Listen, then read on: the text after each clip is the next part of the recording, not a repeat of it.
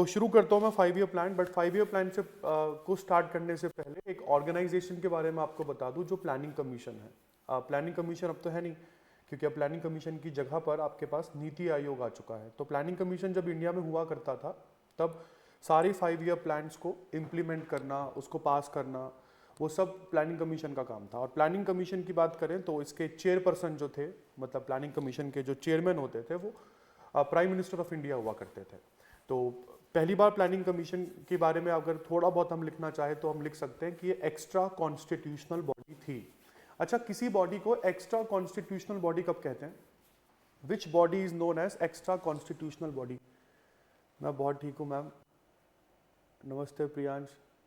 कोई आया नहीं आप में से offline?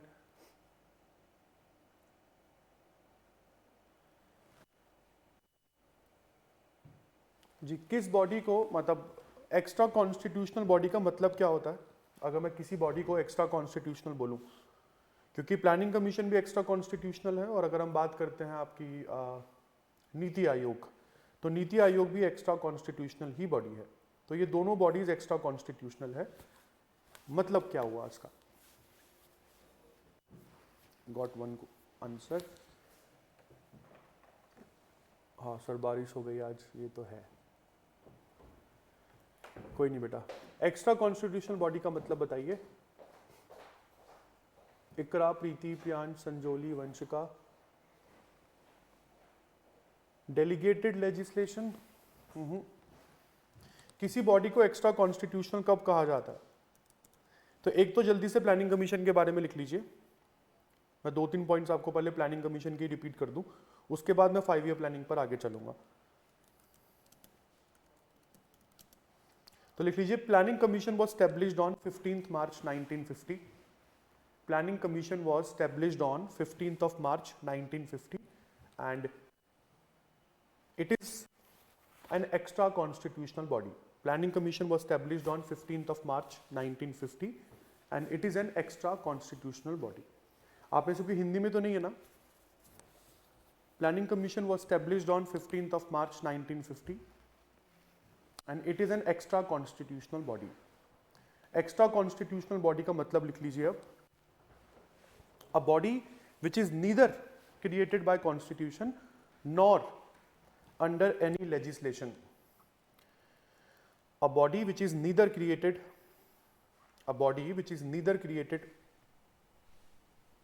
by constitution nor under any legislation. मतलब सिंपल सा है, बहुत सिंपल सा मतलब है। अगर किसी भी बॉडी की स्थापना कॉन्स्टिट्यूशन के किसी आर्टिकल में नहीं हो रही है और पार्लियामेंट ऑफ इंडिया ने कोई लॉ भी नहीं बनाया उसको बनाने के लिए, तो ऐसी बॉडी को आप लोग एक्स्ट्रा कॉन्स्टिट्यूशनल बॉडी कहते हैं। सिंपल है। तो प्लानिंग कमीशन के जो चेयरमैन हुआ करते थे वो हमेशा से प्राइम मिनिस्टर ऑफ इंडिया ही रहे। और अगर हम बात करते हैं प्लानिंग कमीशन के फर्स्ट चेयरमैन की, तो ऑफकोर्स यहाँ पर पंडित जवाहरलाल नेहरू का नाम सामने आता है। तो आइए बात करते हैं फर्स्ट 5 ईयर प्लान की। देखिए, 5 ईयर प्लान का टाइम पीरियड इंडिया में 1951 से दोस्तों शुरू होता है और 2017 तक चलते हैं हमारी इंडिया के सारे 5 ईयर प्लान्स। मैंने बोला 1951 से लेकर 2017 तक सारे 5 ईयर प्लान्स इंडिया में चलते हैं। और 2017 में जो 5 ईयर प्लान हमारा चल रहा था, वो चल रहा था बेटा 12th 5 ईयर प्लान। और ये 5-5 सालों की प्लानिंग जो थी ना, ये हम लोगों ने रशिया से सीखी थी। रशिया में आज भी 5 ईयर प्लान्स ही चलते हैं। तो नेक्स्ट पॉइंट यहाँ पे लिख लेना, ideology of 5 year plan has been borrowed from, ideology of 5 year plans has been borrowed from, ideology of 5 year plan has been borrowed from Soviet Union. Ideology of 5 year plan was borrowed from Soviet Union.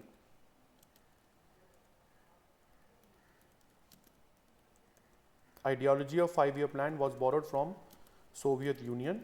और इसके बाद एक date में और लिखवा रहा हूं, on 17th August 2014, on 17th August 2014, on 17th August 2014, the NDA government ruled by Prime Minister Modi, the NDA government headed by Prime Minister Modi, on 17th August 2014, the NDA government headed by Prime Minister Modi dissolved planning commission. The NDA government ruled by या headed by prime minister Modi dissolved planning commission. तो planning commission को India से पूरी तरीके से इन्होंने हटा दिया, और इनके हटाने के पीछे का रीजन ये था, ये भी आपको बता देता हूं. प्लानिंग कमीशन कोई थिंक टैंक नहीं था. जैसे नीति आयोग तो एक थिंक टैंक है, प्लानिंग कमीशन कोई थिंक टैंक नहीं था.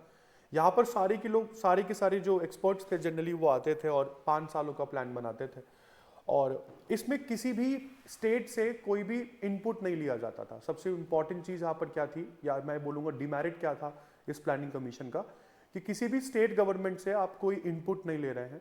मतलब किसी भी स्टेट गवर्नमेंट का कोई पार्टिसिपेशन नहीं है इसमें. सबसे इंपॉर्टेंट चीज यहाँ पर यह है. तो सेंट्रल गवर्नमेंट ने प्लान बनाया आने वाले 5 सालों तक इंडिया क्या करेगा, और उस प्लान को आपने स्टेट गवर्नमेंट्स के ऊपर सुपर इम्पोज कर दिया. इस वजह से प्लानिंग कमीशन कभी कभी बहुत ज्यादा मतलब बहुत ज्यादा क्रिटिसिज्म में भी रही है कि प्लानिंग कमीशन कभी स्टेट्स के बारे में नहीं सोचती थी. सेंट्रल गवर्नमेंट ने बस प्लानिंग बना दिया, एक प्लान बना दिया, और स्टेट गवर्नमेंट्स को फॉलो करना पड़ता था. तो इस वजह से भी प्लानिंग कमीशन बहुत अच्छा नहीं था. मतलब ये कह लीजिए कि एक डोमिनेंस रहती थी हमेशा सेंट्रल गवर्नमेंट की. 1 जनवरी 2015 को प्लानिंग कमीशन की जगह पर नीति आयोग इसकी स्टैब्लिशमेंट होती है, और नीति आयोग जो है ये एक थिंक टैंक है. मतलब यहाँ पर सेंट्रल गवर्नमेंट कोई प्लान नहीं बना रही है. हम सभी स्टेट गवर्नमेंट्स के फाइनेंस मिनिस्टर्स को बुला लेते हैं, सभी स्टेट गवर्नमेंट के डेलीगेट्स रिप्रेजेंटेटिव्स उनको बुला लेते हैं, और सभी स्टेट गवर्नमेंट्स को बोलते हैं कि भाई देखो अपनी अपनी कैपेसिटी के हिसाब से अपने टारगेट्स खुद बता दो. मतलब इंस्टेड सेंट्रल गवर्नमेंट आप लोगों के टारगेट्स को डिसाइड करे, तो आप उससे अच्छा क्या है कि अपने टारगेट्स आप खुद ही बता दो. आपके सभी के टारगेट्स को हम लोग एनरोल करके एक अच्छा सा प्लान बना देते हैं. तो इन फ्यूचर आप ये नहीं बोल सकते हैं कि सर सेंट्रल गवर्नमेंट ने स्टेट गवर्नमेंट से पूछा नहीं. तो इसको इसलिए नीति आयोग को थिंक टैंक कहा जाता है कि यहाँ पर सभी सोच के विचार के अपनी कैपेसिटी बताकर उसके बाद जाकर इंप्लीमेंट होती हैं चीजें. तो आइए दोस्तों बात करते हैं 5 ईयर प्लान्स की. 5 ईयर प्लान्स में 2-3 चीजें हैं जो आप लोगों ने यहाँ पर फोकस करनी है.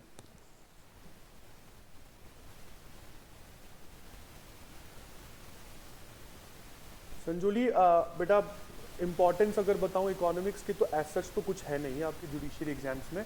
जीएस के पोर्शन में इकोनॉमिक्स है लिखा है, और 5 ईयर प्लान से स्टार्ट होता है. और इम्पोर्टेंस के बारे में हम बात करें तो बजट को समझने में बहुत आसानी हो जाती है अगर आप इकोनॉमिक्स पढ़ लें. फिस्कल डेफिसिट क्या होता है, नेशनल इनकम को कैसे कंप्यूट करते हैं, ग्रॉस डोमेस्टिक प्रोडक्ट क्या होता है, depreciation, net factor income from abroad से क्या मतलब समझते हैं आप, फॉरेन डायरेक्ट इन्वेस्टमेंट क्या है, इसके साथ साथ law of demand, law of supply, ये सब चीज़ें जो हैं ये कभी के बार बजट में या फिर इकोनॉमिक सर्वे जो बजट से पहले आता है, इन सब चीज़ों को समझने के लिए ज़रूरी है इकोनॉमिक्स पढ़ने. कभी के बार क्वेश्चंस आ जाते हैं बजट से, वैसे तो मैंने बहुत ज़्यादा देखे नहीं है, डायरेक्ट क्वेश्चंस तो नहीं पूछेगा खैर वो, बट अगर बाई चांस आ गया तो मैं मतलब मना भी नहीं कर रहा हूँ बिल्कुल कि नहीं, बिल्कुल ही क्वेश्चंस नहीं आएंगे इकोनॉमिक्स से. ज़्यादातर तो मैम इकोनॉमिक्स से जो क्वेश्चन आते हैं वो आप लोगों के करंट के होते हैं. जैसे अभी मैं आपको बताऊं एक स्कीम चल रही है PM Vishwakarma scheme. PM Vishwakarma scheme में prime minister Modi has given 3.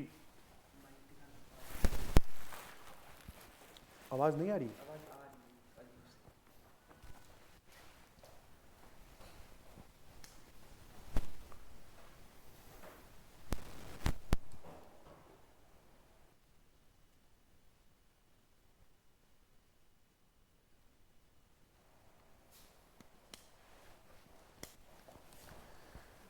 तो जनरली आपका फिस्कल डेफिसिट जैसे इंडिया का इस समय ऑल टाइम हाई पर है, ठीक है. जीडीपी हम लोगों की इस समय डिक्लाइनिंग फेज पर है. जैसे क्वार्टर्स क्या होते हैं, एक फाइनेंशियल ईयर को 4 क्वार्टर में डिवाइड करते हैं. Q2 का जो हमारा रिजल्ट आया इस बार वो 5.4% है. और जितने भी रेटिंग एजेंसीज हैं, जैसे आपने सुना होगा अमेरिका की एक कंपनी है S&P ग्लोबल, एक और कंपनी है केयर के नाम से, एक एशिया का बैंक है एशियन डेवलपमेंट बैंक, एक इंडियन सेंट्रल बैंक RBI, ये सब जीडीपी का प्रोजेक्शन देते हैं हमारा. और सभी ने हमारी प्रोजेक्टेड जीडीपी 7.2%, 7% से गिराकर 6.4, 6.6, 6.5% सब बताने लग गए कि इंडिया की जीडीपी एक्चुअली पिछले 3-4 सालों से तो 7.2% स्टैटिक दिखा रहे थे ये लोग. और अब तो बातें ये भी शुरू हो गई हैं बोलना कि जो ये मोदी गवर्नमेंट है वो जानबूझकर यहाँ पे 7%, 7.2% का आंकड़ा हर साल जीडीपी का दिखा देती थी. तो ये जीडीपी है क्या, व्हाट इज एक्चुअली जीडीपी, ये सब चीजें समझने के लिए इकोनॉमिक्स पढ़नी जरूरी है मैम. इकरा कह रही हैं करंट से क्वेश्चंस आते हैं तो करंट की क्लास अलग से चलेगी क्या? उसके लिए तो मैं श्योर नहीं हूँ बेटा। मैं करंट बनाता हूँ, आप लोगों को यहाँ पर जो करंट की फाइल्स हैं वो मैं प्रोवाइड करवा दूंगा, एक बार आप उसको पढ़ लेना। अलग से क्लासेस करंट की होगी या नहीं तो I can not guarantee as of now, होनी तो चाहिए, बट अगर नहीं हो रही है तो कोई दिक्कत नहीं है। आप लास्ट 1 ईयर के करंट मैं आपको भेज दूंगा, तो कुछ ज़्यादा टेंशन वाली बात है नहीं, आराम से आप कर सकते हो। तो मैं बोल रहा था ना, प्राइम मिनिस्टर मोदी ने विश्वकर्मा स्कीम में वो 3 वर्ड्स दिए थे, जिसमें अगर हम उन तीनों की तीनों वर्ड्स की बात करें तो आजकल रेडियो पर वो बहुत ज़्यादा आ रहा है। तो एक वर्ड तो है सम्मान, मतलब अगर बताऊं सम्मान का मतलब है कि किसी भी विश्वकर्मा, सबसे पहले तो होते कौन है इसको समझ लो। विश्वकर्मा आप जनरली हैंडीक्राफ्ट वर्कर्स या मतलब जितने भी लोग हैं जो अपने हाथों से काम करते हैं उनको जनरली यहाँ पर उन्होंने विश्वकर्मा बोला है। तो विश्वकर्मा मतलब हाथों से काम करने वाले जो लोग हैं उनकी समृद्धि के लिए या उनकी प्रॉस्पेरिटी के लिए 3 वर्ड्स यूज किए गए थे यहाँ पर, सम्मान, समृद्धि और एक वर्ड और है जो मेरे दिमाग से निकल रहा है। वैसे तो इसमें कौन कौन से लोग आते हैं? कारपेंटर आ जाते हैं, बोट मेकर आ जाते हैं, ब्लैक स्मिथ आ जाते हैं, डॉल और टॉय मेकर आ जाते हैं, पॉटरर्स आ जाते हैं, स्कल्पचर्स आ जाते हैं, कॉबलर, कॉबलर जो जूते चप्पल बनाते हैं वो आ जाते हैं, ठीक है, ब्रूम मेकर आ जाते हैं, यहाँ तक कि फिशरीज सेक्टर में वो जो मछली को पकड़ने के लिए जाल बनाते हैं वो लोग यहाँ पर आ जाते हैं। तो इन सभी लोगों को बिना किसी गारंटी के लोन मिलता है, मतलब अगर 1 से क्या कहते हैं 2 लाख तक का लोन ये सभी विश्वकर्मा जो है ये किसी भी गवर्नमेंट बैंक से ले सकते हैं। इनको टूल किट देती है गवर्नमेंट, बहुत ही मतलब मॉडर्न टूल किट, ताकि ये ट्रेडिशनल चीज़ों के साथ साथ मॉडर्निटी को भी अडॉप्ट कर सके। तो ये है मैम, कहने के लिए तो इकोनॉमिक्स का क्वेश्चन हो गया, बट ये आ गया आपसे करंट से, क्योंकि पिछले ही साल इसको इम्प्लीमेंट किया और इस साल अगस्त में इसको 1 साल हो गया। तो इस तरह से क्वेश्चंस आप लोग देखोगे जनरली इकोनॉमिक्स में पूछे जाते हैं। ठीक है, आइए शुरू करते हैं 5 ईयर प्लान्स को। तो जैसे कि मैंने बोला, फर्स्ट 5 ईयर प्लान आप लोगों को हर एक प्लानिंग पीरियड में 3 चीज़ों का ध्यान रखना है। पहला कि उस प्लान के दौरान इंडिया का प्राइम मिनिस्टर कौन था। दूसरा, क्या हम लोगों ने उस प्लान को बनाने के लिए किसी एक्सपर्ट की मदद ली थी क्या। तीसरा, जीडीपी का टारगेट क्या था हम लोगों का। और चौथा, हम लोगों ने कितना अचीव किया। उससे पहले हम जीडीपी समझ लेते हैं क्या होता है। पहली बात तो ग्रॉस का मतलब समझना क्या होता है, क्योंकि जीडीपी में जी का मतलब है ग्रॉस। आपने एक कार खरीदी आज 2016 में आपने एक कार खरीदी ऑल्टो, ठीक है जी, 5.5 लाख आपने 2016 में दिए थे। आपने उस कार को 50,000 किलोमीटर चलाया और 2024 में आप वो कार बेचने के लिए आ गए मार्केट में और आपने बोला 5.5 लाख की तो मैंने कार ली थी, 50,000 रुपये इसके ऊपर मैं प्रॉफिट मान के चल रहा हूँ क्योंकि कार मेरा एसेट है, तो मैं चाहता हूँ कि मेरी ये गाड़ी 6 लाख में बिक जाए। तो क्या कोई मार्केट में 6 लाख की गाड़ी आपकी खरीदेगा? 2016 मॉडल 50,000 किलोमीटर चली हुई, 5.5 लाख रुपीज़ आप लोगों ने 2016 में पे करे थे उस कार को खरीदते वक्त। 2024 में now you are planning to sell it off, will anyone purchase it for 6 lakh rupees, and if not why? अगर कोई परचेज नहीं करेगा तो क्यों नहीं करेगा? वो क्यों इसलिए नहीं करेगा क्योंकि सर 2016 में जो आपने कार की वैल्यू, मतलब जो आपने पे किया, वो कार की ग्रॉस वैल्यू थी। ग्रॉस का मतलब होता है टोटल वैल्यू, वो कार की ग्रॉस वैल्यू थी।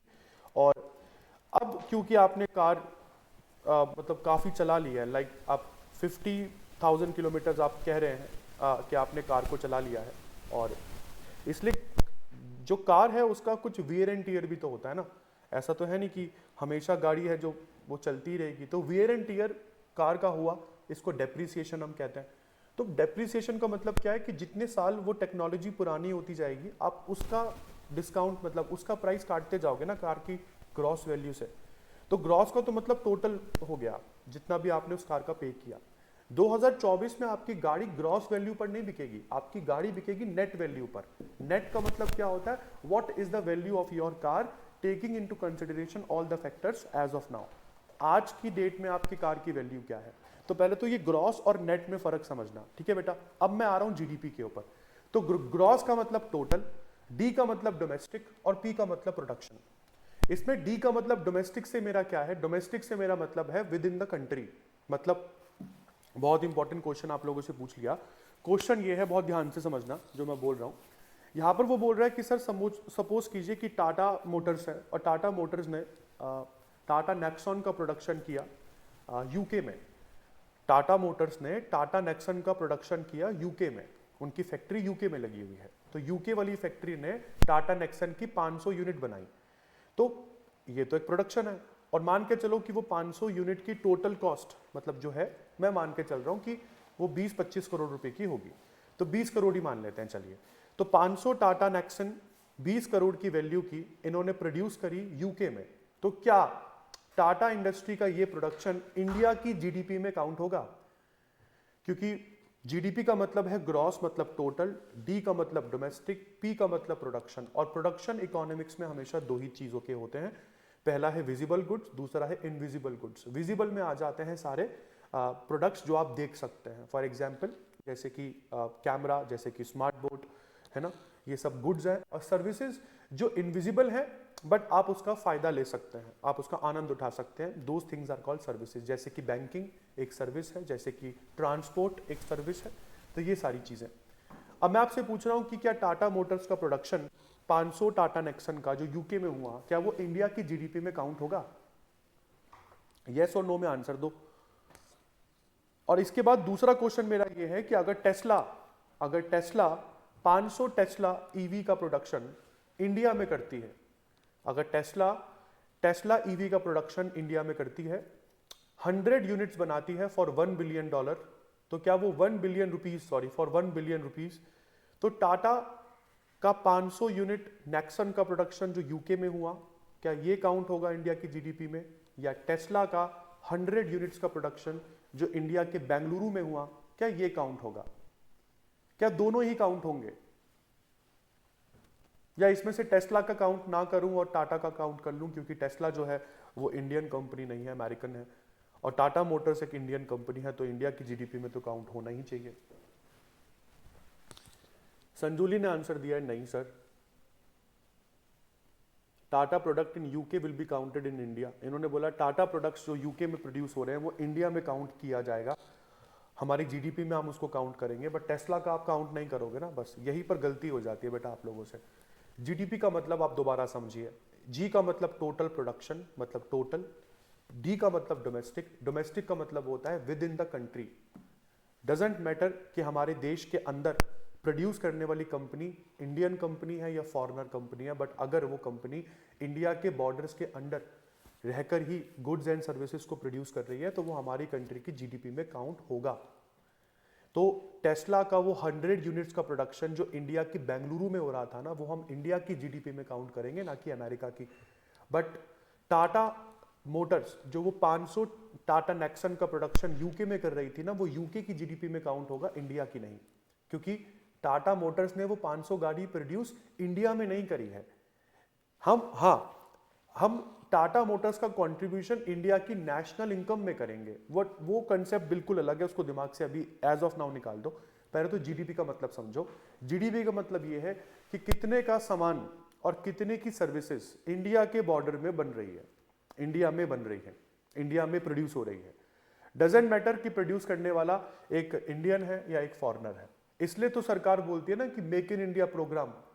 मेक इन इंडिया प्रोग्राम क्या कर रहा है? मेक इन इंडिया प्रोग्राम में हम लोग दुनिया भर की फॉरेन कंपनीज को बोल रहे हैं ना कि इंडिया में आओ, अपना बेस लगाओ। आप लोगों को ये लगता है कि इंडिया में ये कंपनीज आएंगी, बेस लगाएगी, तो इसका प्रभाव केवल सीधा सीधा एम्प्लॉयमेंट पर पड़ेगा, हमको जॉब्स वगैरह मिलेंगी। बेटा एम्प्लॉयमेंट तो मिलेगी, बट अगर कोई फॉरेन कंपनी इंडिया में आकर प्रोड्यूस करती है तो इसका सीधा इंपैक्ट आपकी जीडीपी पर पड़ेगा। हमारी जीडीपी इंक्रीज होगी। क्यों होगी? क्योंकि अब वो प्रोडक्शन जो है वो इंडिया के बॉर्डर्स के अंदर हो रहा है, बाहर नहीं हो रहा है। तो इसको जीडीपी कहते हैं। तो मैंने क्या बोला कि हर एक चीज में 3-4 चीजें आप लोगों को 5 ईयर प्लान्स में काउंट करनी है। पहली चीज मैं आपको बता दूं, मुझे पीएम देखना है कि उस समय प्राइम मिनिस्टर कौन थे। दूसरा, अपन को देखना है कि क्या किसी एक्सपर्ट की हेल्प ली गई थी, इसको हम यहाँ पर मॉडल बोलते हैं। मतलब जीडीपी हमारे 5 ईयर प्लान को बनाने के लिए क्या किसी एक्सपर्ट की हम लोगों ने हेल्प ली थी। उसके बाद मुझे देखना है कि हमारा जीडीपी का टारगेट क्या रहा, उस 5 ईयर प्लान में हमारा जीडीपी का टारगेट क्या रहा और हमने कितना जीडीपी अचीव किया। ये सबको समझ में आ गया? पहले तो मुझे ये बताओ कि जीडीपी का मतलब समझ में आ गया? What is GDP? जीडीपी का मतलब टोटल प्रोडक्शन जो इंडिया के बॉर्डर्स के अंडर हो रहा है। भले ही प्रोड्यूस करने वाली कंपनी इंडियन हो या फॉरेनर हो, उससे फर्क नहीं पड़ता, बस प्रोडक्शन जो है वो इंडिया के बॉर्डर के अंदर होना चाहिए, ठीक है। और अगर कोई इंडियन कंपनी इंडिया के बॉर्डर के बाहर कोई सामान प्रोड्यूस कर रही है तो वो इंडिया की जीडीपी में काउंट नहीं होगा। यहां तक क्लियर होता है? हाँ, हम उसको नेशनल इनकम में काउंट कर सकते हैं। अब नेशनल इनकम क्या होता है? नेशनल इनकम का मतलब दोस्तों, नेशनल मतलब राष्ट्रीय, इनकम मतलब आय, मतलब राष्ट्रीय आय। इसका मतलब क्या है कि कितना पैसा इंडियंस ने कमाया है। I said Indians, how much money Indians have earned in a particular year. कितना पैसा इंडियंस के द्वारा कमाया गया है। अब ये इंडियंस इंडिया के अंदर भी हो सकते हैं, इंडिया के बाहर भी हो सकते हैं। तो नेशनल इनकम में हम केवल इंडियंस की इनकम को काउंट करते हैं, भली वो इनकम उन्होंने इंडिया के अंदर रह के कमाई हो, और वो इनकम अगर उन्होंने इंडिया के बाहर रहकर भी कमाई हो तो भी वो इंडिया की नेशनल इनकम में काउंट होगा। बट नेशनल इनकम में वो टेस्ला का पैसा जो वो इंडिया की बेंगलुरु से कमा रही है वो हम काउंट नहीं करेंगे। क्यों? क्योंकि हमको पता है एक फॉरेन कंपनी इंडिया से पैसा कमाकर वो पैसा इंडिया के बाहर लेके जाएगी, तो that can not be counted under India's national income. हाँ, बट टेस्ला का प्रोडक्शन हम इंडिया की जीडीपी में काउंट करेंगे, क्योंकि जीडीपी का सीधा सीधा मतलब ये है कि कितना सामान इंडिया के बॉर्डर्स के अंदर बन रहा है, भले ही बनाने वाला इंसान एक फॉरेनर हो या इंडियन हो। तो क्या सर किसी भी डेट का प्रोडक्शन हम इंडिया की जीडीपी में काउंट कर लेते हैं क्या? फॉर एग्जाम्पल, क्या अगर किसी कार मैन्युफैक्चरर ने 2016 में गाड़ी बनाई, 2016 में उसने गाड़ी बनाई, मान के चलो कि 2016 में उसने गाड़ी बनाई, इंडिया में बनाई, और वो कार उसकी बिकी 2018 में जाकर, स्टॉक रह जाता ना। उसने गाड़ी 2016 में बनाई बट वो कार बिकी 2018 में जाकर, तो मुझे अब जल्दी से ये बता दो कि उस गाड़ी का प्राइस जो है वो मैं कौन से साल की जीडीपी में काउंट करूंगा? जब वो गाड़ी बनी 2016 या जब वो गाड़ी बिकी 2018? जी जल्दी बताइए। किसी भी कार की बात कर रहा हूं मैं, 2016 में हम लोगों ने कार बनाई बट वो बिकी नहीं, स्टॉक में रह गई, तो कंपनी ने डिस्काउंट दिया और वो 2018 में जाकर बिकी। तो उस प्रोडक्ट को मैं कौन से साल की जीडीपी में काउंट करूं? 2016 या 2018? हाँ जी, उसकी सेल हुई 2018 में, कार का मैन्युफैक्चर हो गया था 2016 में। Very good Preeti, very good Sanjauli.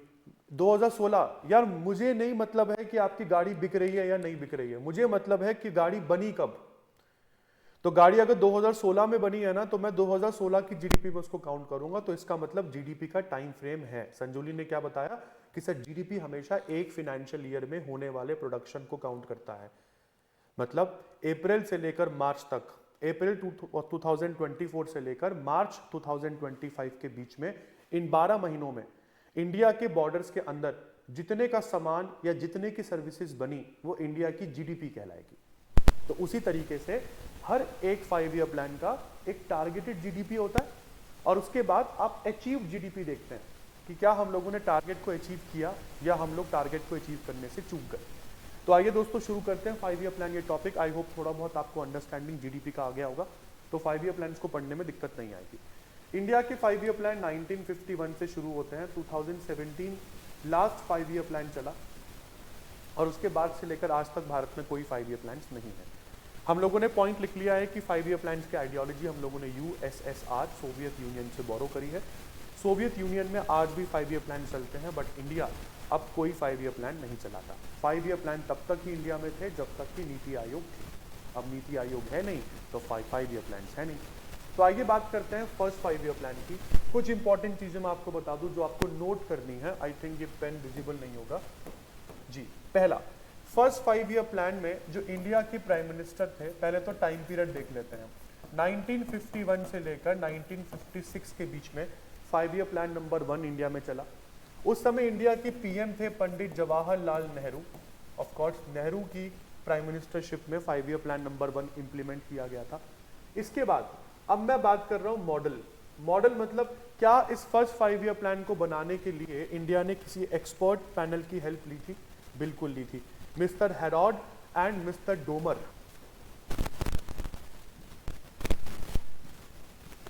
Mister Harrod and mister Domar इन दोनों की मदद से हम लोगों ने 5 ईयर प्लान नंबर 1 बनाया था।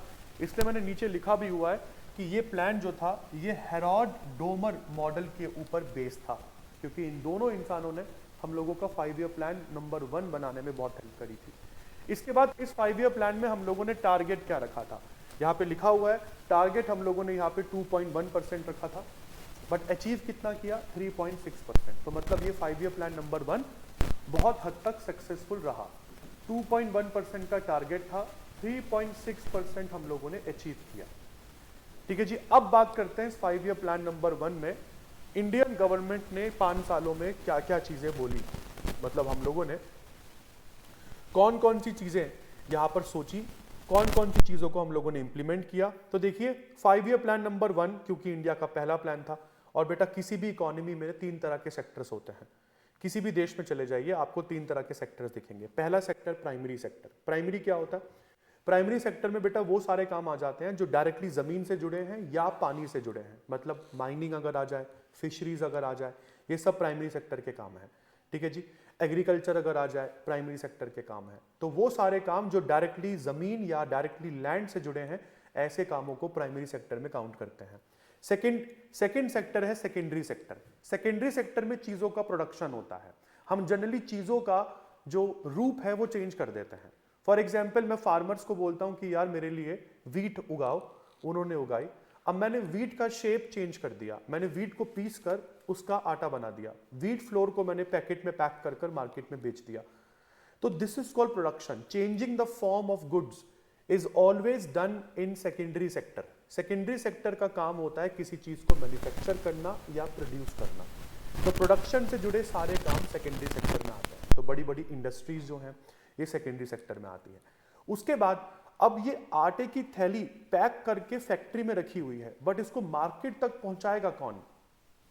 Of course, and here we need the third sector that is called tertiary sector. Tertiary sector में वो सारे काम आ जाते हैं जो या तो सर्विसेज से जुड़े हैं, मेरी बात बहुत दिमाग से सुनना बेटा, टर्शरी सेक्टर में वो सारे काम आ जाते हैं जो या तो सर्विसेज से जुड़े हैं, नहीं तो ट्रांसपोर्ट से जुड़े हैं। तो ट्रांसपोर्ट एक सर्विस ही तो है, तो इसलिए हम टर्शरी सेक्टर को कई बार सर्विस सेक्टर भी कहते हैं। फॉर एग्जांपल कॉल सेंटर में जॉब्स करते हैं ना, कॉल सेंटर क्या है? एक सर्विस सेक्टर में काम करने वाला एक कंपनी है।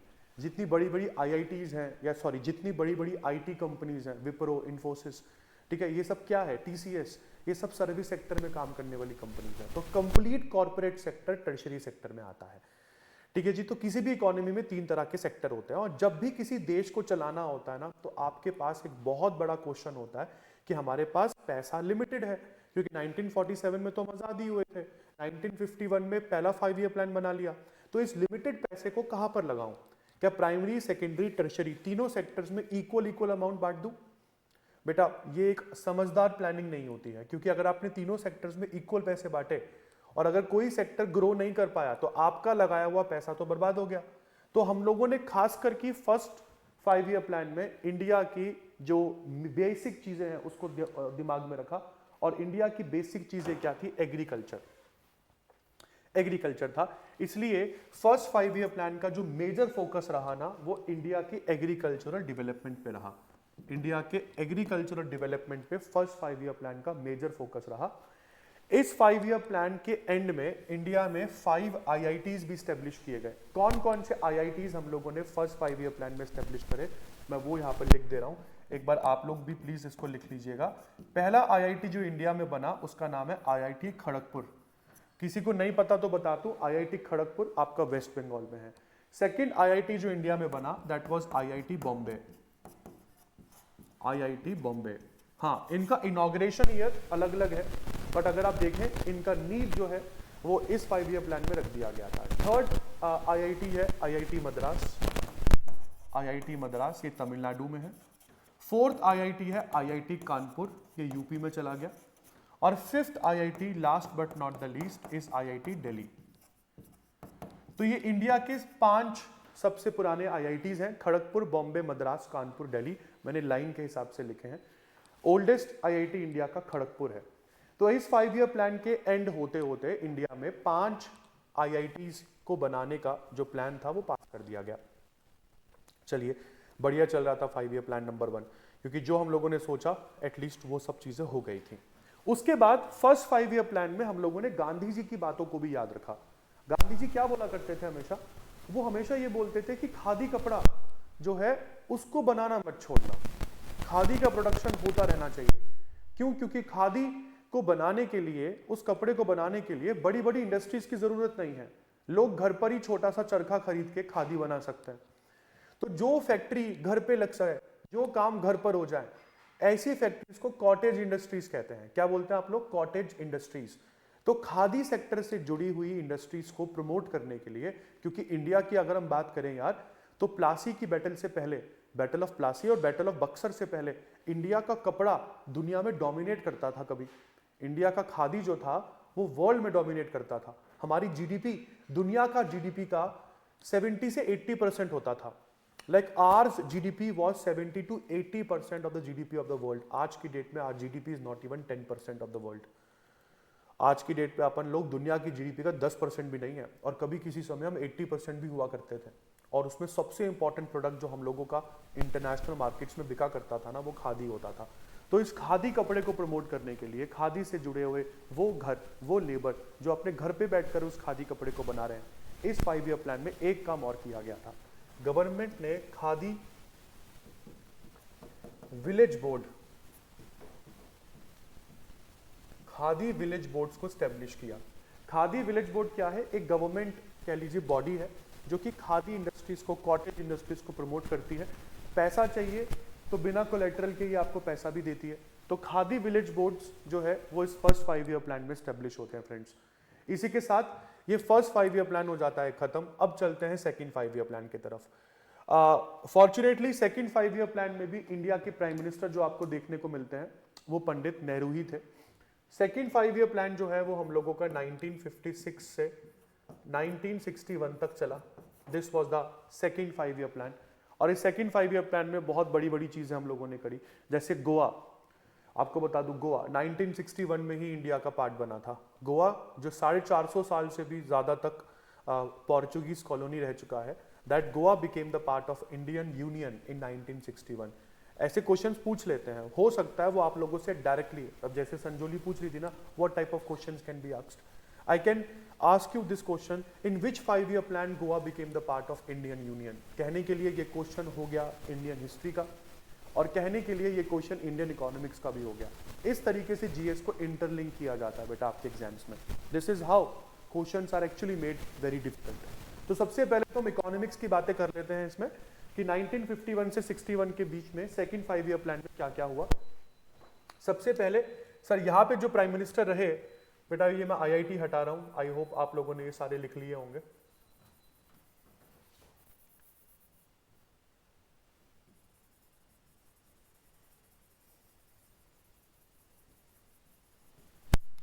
जी,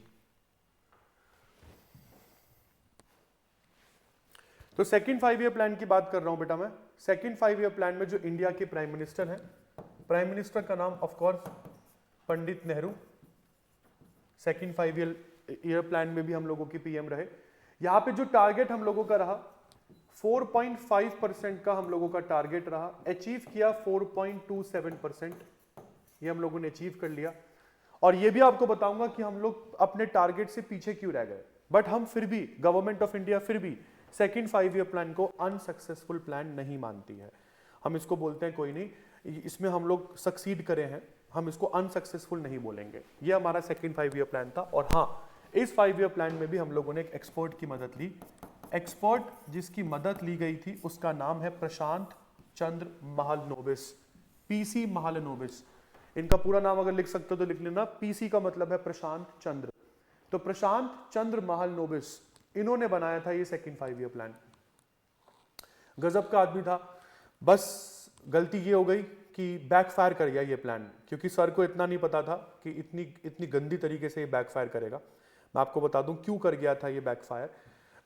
प्रशांत चंद्र महालनोबिस ने बोला कि सर, मान के चलो कि अगर इंडिया में आटा मिल, अगर इंडिया में फ्लोर मिल्स जो हैं, अगर मान के चलता हूं मैं एक है, अगर आटा मिल एक है और एक आटा मिल एक दिन में 50 किलो गेहूं ही पीस पाती है, ठीक है, एक आटा मिल एक दिन में अगर 50 किलो गेहूं ही पीस पाती है तो आप मान के चलिए कि पूरे साल भर में कितनी गेहूं पीसी जाएगी। भाई अगर पूरे साल भर का भी हम लोग ना कैलकुलेट करें, चलो मैं साल भर का ही कैलकुलेट कर लेता हूं, तो अगर एक आटा मिल एक दिन में अपना 50 के जो किलो गेहूं है वो पीस पाती है, तो मतलब पूरे साल भर में 18 टन गेहूं वो पीस लेगी। वैसे तो 18 से थोड़ा ज्यादा ही पड़ेगा, बट मैं इसमें छुट्टी अभी इंक्लूड कर लेता हूं, तो 18 टन गेहूं से ऊपर वो नहीं पीस पाएगा, है ना।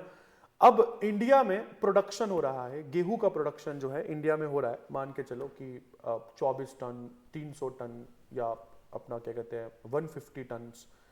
तो आटा मिल की कैपेसिटी से ज्यादा प्रोड्यूस कर रहे हो ना आप, तो ऐसे में फार्मर्स की गेहूं बिकेगी क्या? नहीं बिकेगी यार।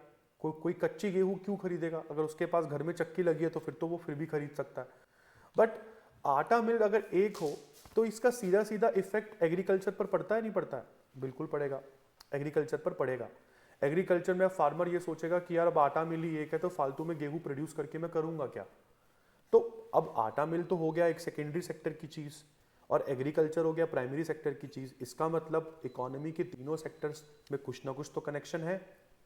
तो प्रशांत चंद्र महालनोबिस ने यह बोला कि सर आप पैसा जो है ना वो इक्वली डिवाइड मत करो, आप प्राइमरी सेक्टर में पैसा मत लगाओ, आप एक काम करो, आपके पास जितना भी पैसा है ना वो आप सारा की सारा ठोक दो सेकेंडरी सेक्टर में।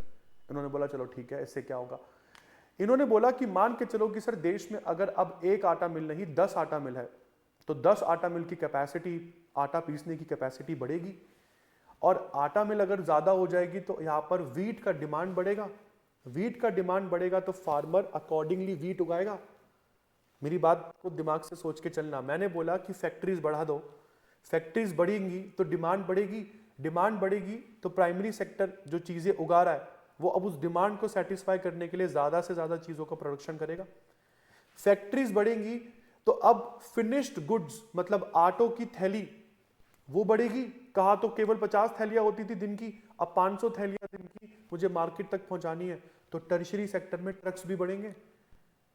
तो हमने पूछा आप कहना क्या चाहते हो सर ये बताओ। प्रशांत चंद्र महालनोबिस ने बोला सर सेकेंडरी सेक्टर अगर इंडिया का ग्रो करेगा तो प्राइमरी और टर्शरी दोनों पीछे पीछे ग्रो करेंगे, आपको पैसे को इक्वली लगाने की जरूरत नहीं है, आप सेकेंडरी सेक्टर को ज्यादा फोकस करो। इसका मतलब आप इंडस्ट्रियलाइजेशन को ज्यादा फोकस करो। और इसलिए बेटा सेकेंड 5 ईयर प्लान में मैंने फोकस भी लिखा हुआ है कि इसका मेजर फोकस इंडिया का इंडस्ट्रियल डेवलपमेंट था। फोकस तो अच्छा है, फोकस तो बहुत अच्छा है, बट प्रॉब्लम क्या है इस फोकस के साथ? इस फोकस के साथ प्रॉब्लम सर ये है कि इंडस्ट्रीज तो किसी कंट्री में तब बनेगी ना जब आपके पास बेसिक इंडस्ट्रीज ऑलरेडी अवेलेबल हो।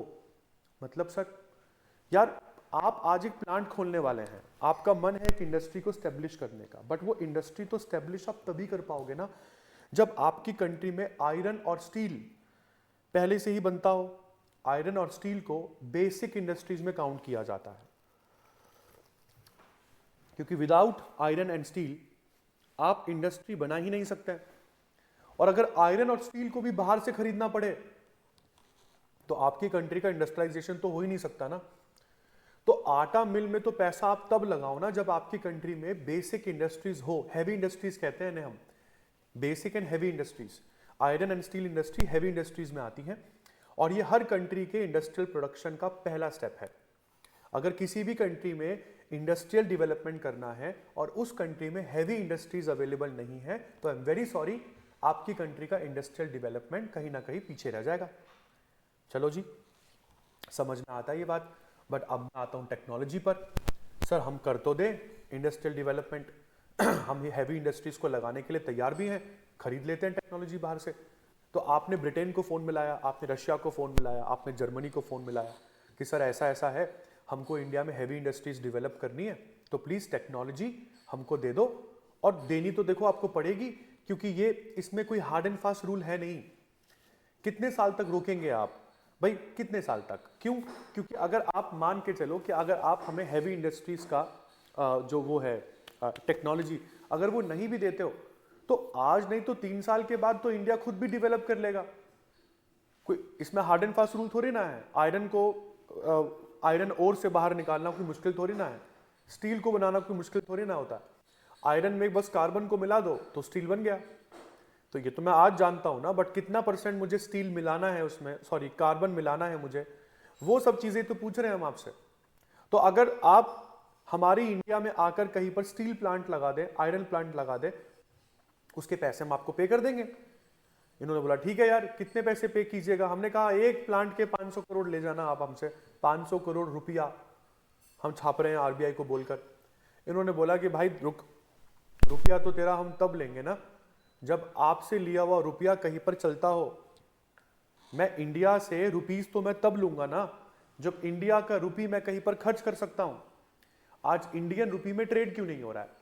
आज अगर रशिया हमसे रुपी खरीदता है, मतलब रशिया से अगर हम रुपी में ट्रेड करते हैं कि रशिया जो सामान हमसे खरीदेगा, रशिया हमको रूबल नहीं देगा, रुपीस देगा। जो सामान हम रशिया से खरीदेंगे उसका पेमेंट हम रुपी में करेंगे। अगर ये सब चीजें चलें, उसके बाद अब तुम आ जाओ फैक्ट के ऊपर, रशिया हमसे खरीदता ही क्या है? रशिया तो बस बेचता है हमें। तो हम लोग जो सामान रशिया से खरीद रहे हैं, हम उसकी पेमेंट तो रशिया को दबा के रुपए में कर रहे हैं, बट रशिया तो हमसे कुछ खरीद ही नहीं रहा। ज्यादातर तो रशिया सामान चाइना से लेता है, और चाइना से जब रशिया सामान परचेज करता है और चाइना से पूछता है क्या रुपया लोगे, तो चाइना मना कर देता है। तो आपकी तो करेंसी हमारे बैंक में रखी रखी गल रही है सर, कोई लेता ही नहीं है। तो हमने बोला कौन सी करेंसी लीजिएगा फिर ये बताओ। इन्होंने बोला सर डॉलर, अमेरिकन डॉलर। तो अमेरिकन डॉलर की डोमिनेंस बहुत है, तो हर एक कंट्री दोस्तों अमेरिकन डॉलर, यूरो, येन, ऐसी बड़ी बड़ी करेंसीज को अपने पास मेंटेन करती है। और वो अकाउंट जिसमें आप फॉरेन करेंसीज को मेंटेन करते हो उसको फॉरेक्स अकाउंट कहा जाता है। तो हमने कहा कोई नहीं यार, तुम आके प्लीज प्लांट तो लगा जाओ, हम आपको डॉलर भी दे देंगे। तो अब ना प्रशांत चंद्र महालनोबिस का आइडिया यहां पर डिफीट क्यों हो जाता है? क्योंकि ज्यादातर पैसा फॉरेक्स अकाउंट का, ज्यादातर मनी तो हैवी इंडस्ट्रीज की टेक्नोलॉजी स्टेब्लिश करने में लग गया। हमारा ज्यादातर डॉलर जो है वो तो हम लोगों ने हैवी इंडस्ट्रीज की टेक्नोलॉजी परचेज करने में लगा दिया। अब बचे कुछ एक डॉलर से कितने आटा चक्कियां खोलूंगा? और मुझे डॉलर चाहिए। मुझे डॉलर क्यों चाहिए? क्योंकि मुझे ऑयल भी तो इंपोर्ट करना है, और कई सारी चीजें उस समय इंडिया इंपोर्ट किया करता था। तो ऐसा तो नहीं है कि मैं सारा डॉलर खत्म कर दूं। तो हमारा फॉरेक्स अकाउंट जो है वो वीक हो गया था सेकेंड 5 ईयर प्लान में, जिसकी वजह से हम टारगेट को अचीव करने में बेसिस पॉइंट 0.23 से पीछे रह गए। बेसिस पॉइंट 23 से पीछे रह गए बस। क्यों? क्योंकि फॉरेक्स अकाउंट का क्राइसिस हो गया था। तो आइए इस पे एक पॉइंट यहां पे लिख लेते हैं कि इंडिया में आयरन एंड स्टील इंडस्ट्री कहां पर स्टैब्लिश हुई, किस किस की मदद से स्टैब्लिश हुई। तो यहां पर बहुत इंपॉर्टेंट चीज मैं आपको बता रहा हूं। अपन बात कर रहे हैं बेटा सेकेंड 5 ईयर प्लान की, और सेकेंड 5 ईयर प्लान में इंडिया में 3 स्टील प्लांट्स स्टैब्लिश किए गए थे। 3 steel plants were established with foreign help.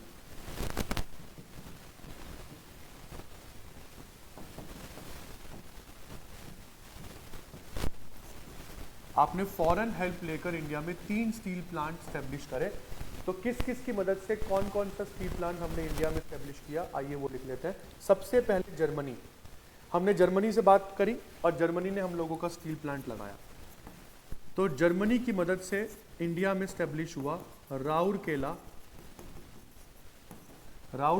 Steel plant. और ये राउरकेला स्टील प्लांट किधर है? आज की डेट में ये उड़ीसा में है। तो जर्मनी की मदद से राउरकेला स्टील प्लांट स्टैब्लिश हुआ। इसको प्लीज उतार लेना। सबको बेटा समझ में आ रहा है अच्छे से? सभी बच्चों को समझ में आ रहा है? कोई ऐसा तो नहीं है जिसको क्लियर ना हो जो भी मैं बोल रहा हूं? जो चीज नहीं समझ में आ रही वही रोक कर पूछ लेना प्लीज।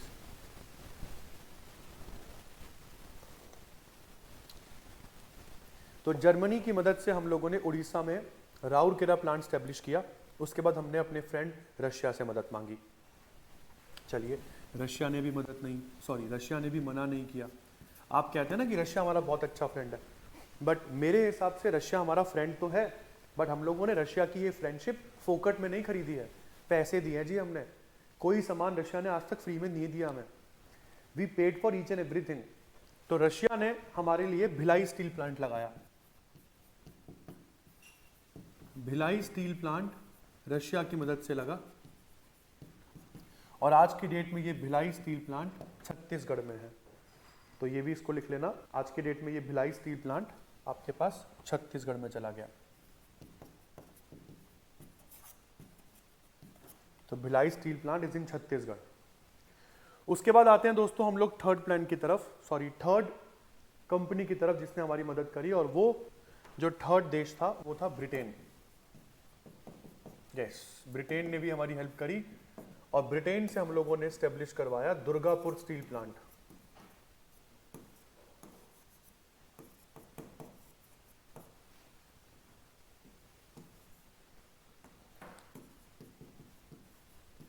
दुर्गापुर स्टील प्लांट, और ये है वेस्ट बंगाल में। ये दुर्गापुर स्टील प्लांट है वेस्ट बंगाल में, और यहाँ पर आपके ये तीनों steel plant second 5 year plan में जो स्टैब्लिश हुए वो आपके सामने है। और जैसे कि मैंने बताया आप लोगों को कि ज़्यादातर पैसा तो हम लोगों का इस हैवी इंडस्ट्री को प्रोड्यूस करने में, स्टैब्लिश करने में ही लग गया। तो यहाँ पर मैं एक पॉइंट लिखवा रहा हूँ, इन तीनों स्टील प्लांट्स को लिखने के बाद जल्दी से लिख लीजिएगा, लिख लीजिए। ड्यू टू द स्टील या due to the establishment of steel plants, लिख लीजिए, due to the establishment of steel plants there was a shortage of foreign exchange. Due to the establishment of steel plants, there was a shortage of foreign exchange. There was a shortage of foreign exchange because of which the plan was not implemented completely. There was a shortage of foreign exchange because of which the plan was not implemented completely. The plan was not implemented completely. तो foreign exchange का shortage हो गया, जिसकी वजह से हम लोग plan को प्रॉपरली इंप्लीमेंट कर नहीं पाए। चलिए जी, तो ये था बेटा आप लोगों का सेकंड 5 ईयर प्लान। तो थोड़ा बहुत ही हम लोग सेकंड 5 ईयर प्लान में पीछे रहे, ज्यादा नहीं, बट यहां पर आप पढ़ सकते हैं कि इस प्लान को काफी लोगों ने क्रिटिसाइज किया, काफी लोगों ने। क्यों? क्योंकि इंडिया 1957 में पेमेंट क्राइसिस से जूझ रहा था। पेमेंट क्राइसिस कब आता है? जब आपके पास डॉलर देने के लिए हो ना, और कंट्री सारी आपसे पैसा मांग रही हो, आपके पास है नहीं पैसा इस समय। क्यों? क्योंकि सारा तो जो डॉलर है वो हम लोगों ने स्टील फैक्ट्रीज को एस्टेब्लिश करने में लगा दिया, मतलब टेक्नोलॉजी खरीदने में लगा दिया। तो इसलिए प्रशांत चंद्र महालनोबिस का ये प्लान लोगों ने काफी क्रिटिसाइज करा कि सर नहीं, इंडिया इस स्टेज में नहीं था जिस स्टेज में आपने इंडिया को धकेल दिया। चलो कोई बात नहीं, चलो जो गई रात गई बात गई, सेकंड 5 ईयर प्लान हमारा खत्म हुआ और अब हम चलते हैं थर्ड 5 ईयर प्लान पर। थर्ड 5 ईयर प्लान में तो बस ये समझ के चलिए बच ही गए आप लोग। थर्ड 5 ईयर प्लान दोस्तों स्टैब्लिश हुआ 1961 से 1966, और इस 5 ईयर प्लान में इंडिया ने बहुत सारी चीजों को सफर किया। आई सेड बहुत सारी चीजें हम लोगों ने यहां पर सफर करी। क्यों? क्योंकि 1964 में पंडित नेहरू की डेथ हो गई। 1964 में ही हमने लाल बहादुर शास्त्री को इंडिया का दूसरा पीएम बनाया। 1966 में लाल बहादुर शास्त्री की भी डेथ हो गई। तो इस 5 ईयर प्लान ने हमारे 2 प्राइम मिनिस्टर्स खा लिए। अगर मैं इस 5 ईयर प्लान की बात करता हूं, थर्ड 5 ईयर प्लान, तो हालांकि इस 5 ईयर प्लान को चलाया था जवाहरलाल नेहरू ने, बट इस प्लान ने लाल बहादुर शास्त्री का टाइम पीरियड भी देखा है। तो लाल बहादुर शास्त्री, JLN 2 जो प्राइम मिनिस्टर्स हैं, इनका टाइम पीरियड हम लोग थर्ड 5 ईयर प्लान में देखते हैं। चलिए जी, इस थर्ड 5 ईयर प्लान का टारगेट 5.6% का टारगेट रहा। टारगेट जो था वो हमारा 5.6% का रहा। और जब मैं आप लोगों को दिखाऊंगा ना कि अचीव कितना किया, आंखें फट जाएंगी हम लोगों की। अचीव हम लोगों ने केवल 2.4% किया। We just achieved 2.4%। Literally failure दिख रहा है मुझे इस प्लान में। इसके बारे में जरूर लिख लेना, this is the first 5 year plan officially acclaimed as a failure. This is the first 5 year plan officially acclaimed as a failure by government of India. ये पहला 5 ईयर प्लान है जिसको गवर्नमेंट ने बोला अपन फेल हो गए यार। This is the first 5 year plan officially acclaimed by government of India as a failure. क्यों? ऐसा क्या हो गया था इस 5 ईयर प्लान में कि हम लोग आधा भी अचीव नहीं कर पाए सर? मतलब आधे से थोड़ा ही ज्यादा, मतलब आधा भी नहीं, सॉरी, आधे से बहुत पीछे रह गए हम लोग। इस 5 ईयर प्लान का आधा भी अगर आप कैलकुलेट करें तो 2.7 होना चाहिए था, अपन 2.3 पे ही अटक गए, 2.4 पे ही अटक गए। क्या हो गया इस प्लान में ऐसा? सर, जो पैसा डेवलपमेंट के लिए हम लोगों ने रखा था ना कि इस पैसे से डेवलपमेंट करेंगे हम कंट्री का, वो पैसे से डेवलपमेंट हो नहीं पाया एक्चुअली में। क्यों? क्योंकि वो पैसा हम लोगों ने खर्च कर दिया वॉर में। इस थर्ड 5 ईयर प्लान में इंडिया ने 2 बड़ी वॉर लड़ी। 1962 याद करना, साइनो इंडिया वॉर। 1962 में चाइना से पहला वॉर हुआ था, बहुत इंपॉर्टेंट वॉर है, और चाइना ने हमारा वो पंचशील एग्रीमेंट तोड़ दिया था। भाई पंडित नेहरू ने चाइना से एक 5 प्रॉमिसेस कह रहे थे ना, वो पंचशील एग्रीमेंट।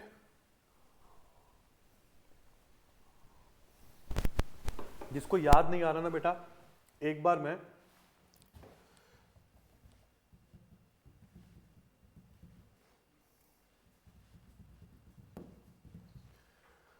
आपको पंचशील एग्रीमेंट का डेट देख लो 1954, तो आप उसको फर्स्ट 5 ईयर प्लान में डाल सकते हैं कि पंचशील एग्रीमेंट पीएम नेहरू ने 1954 में किया था।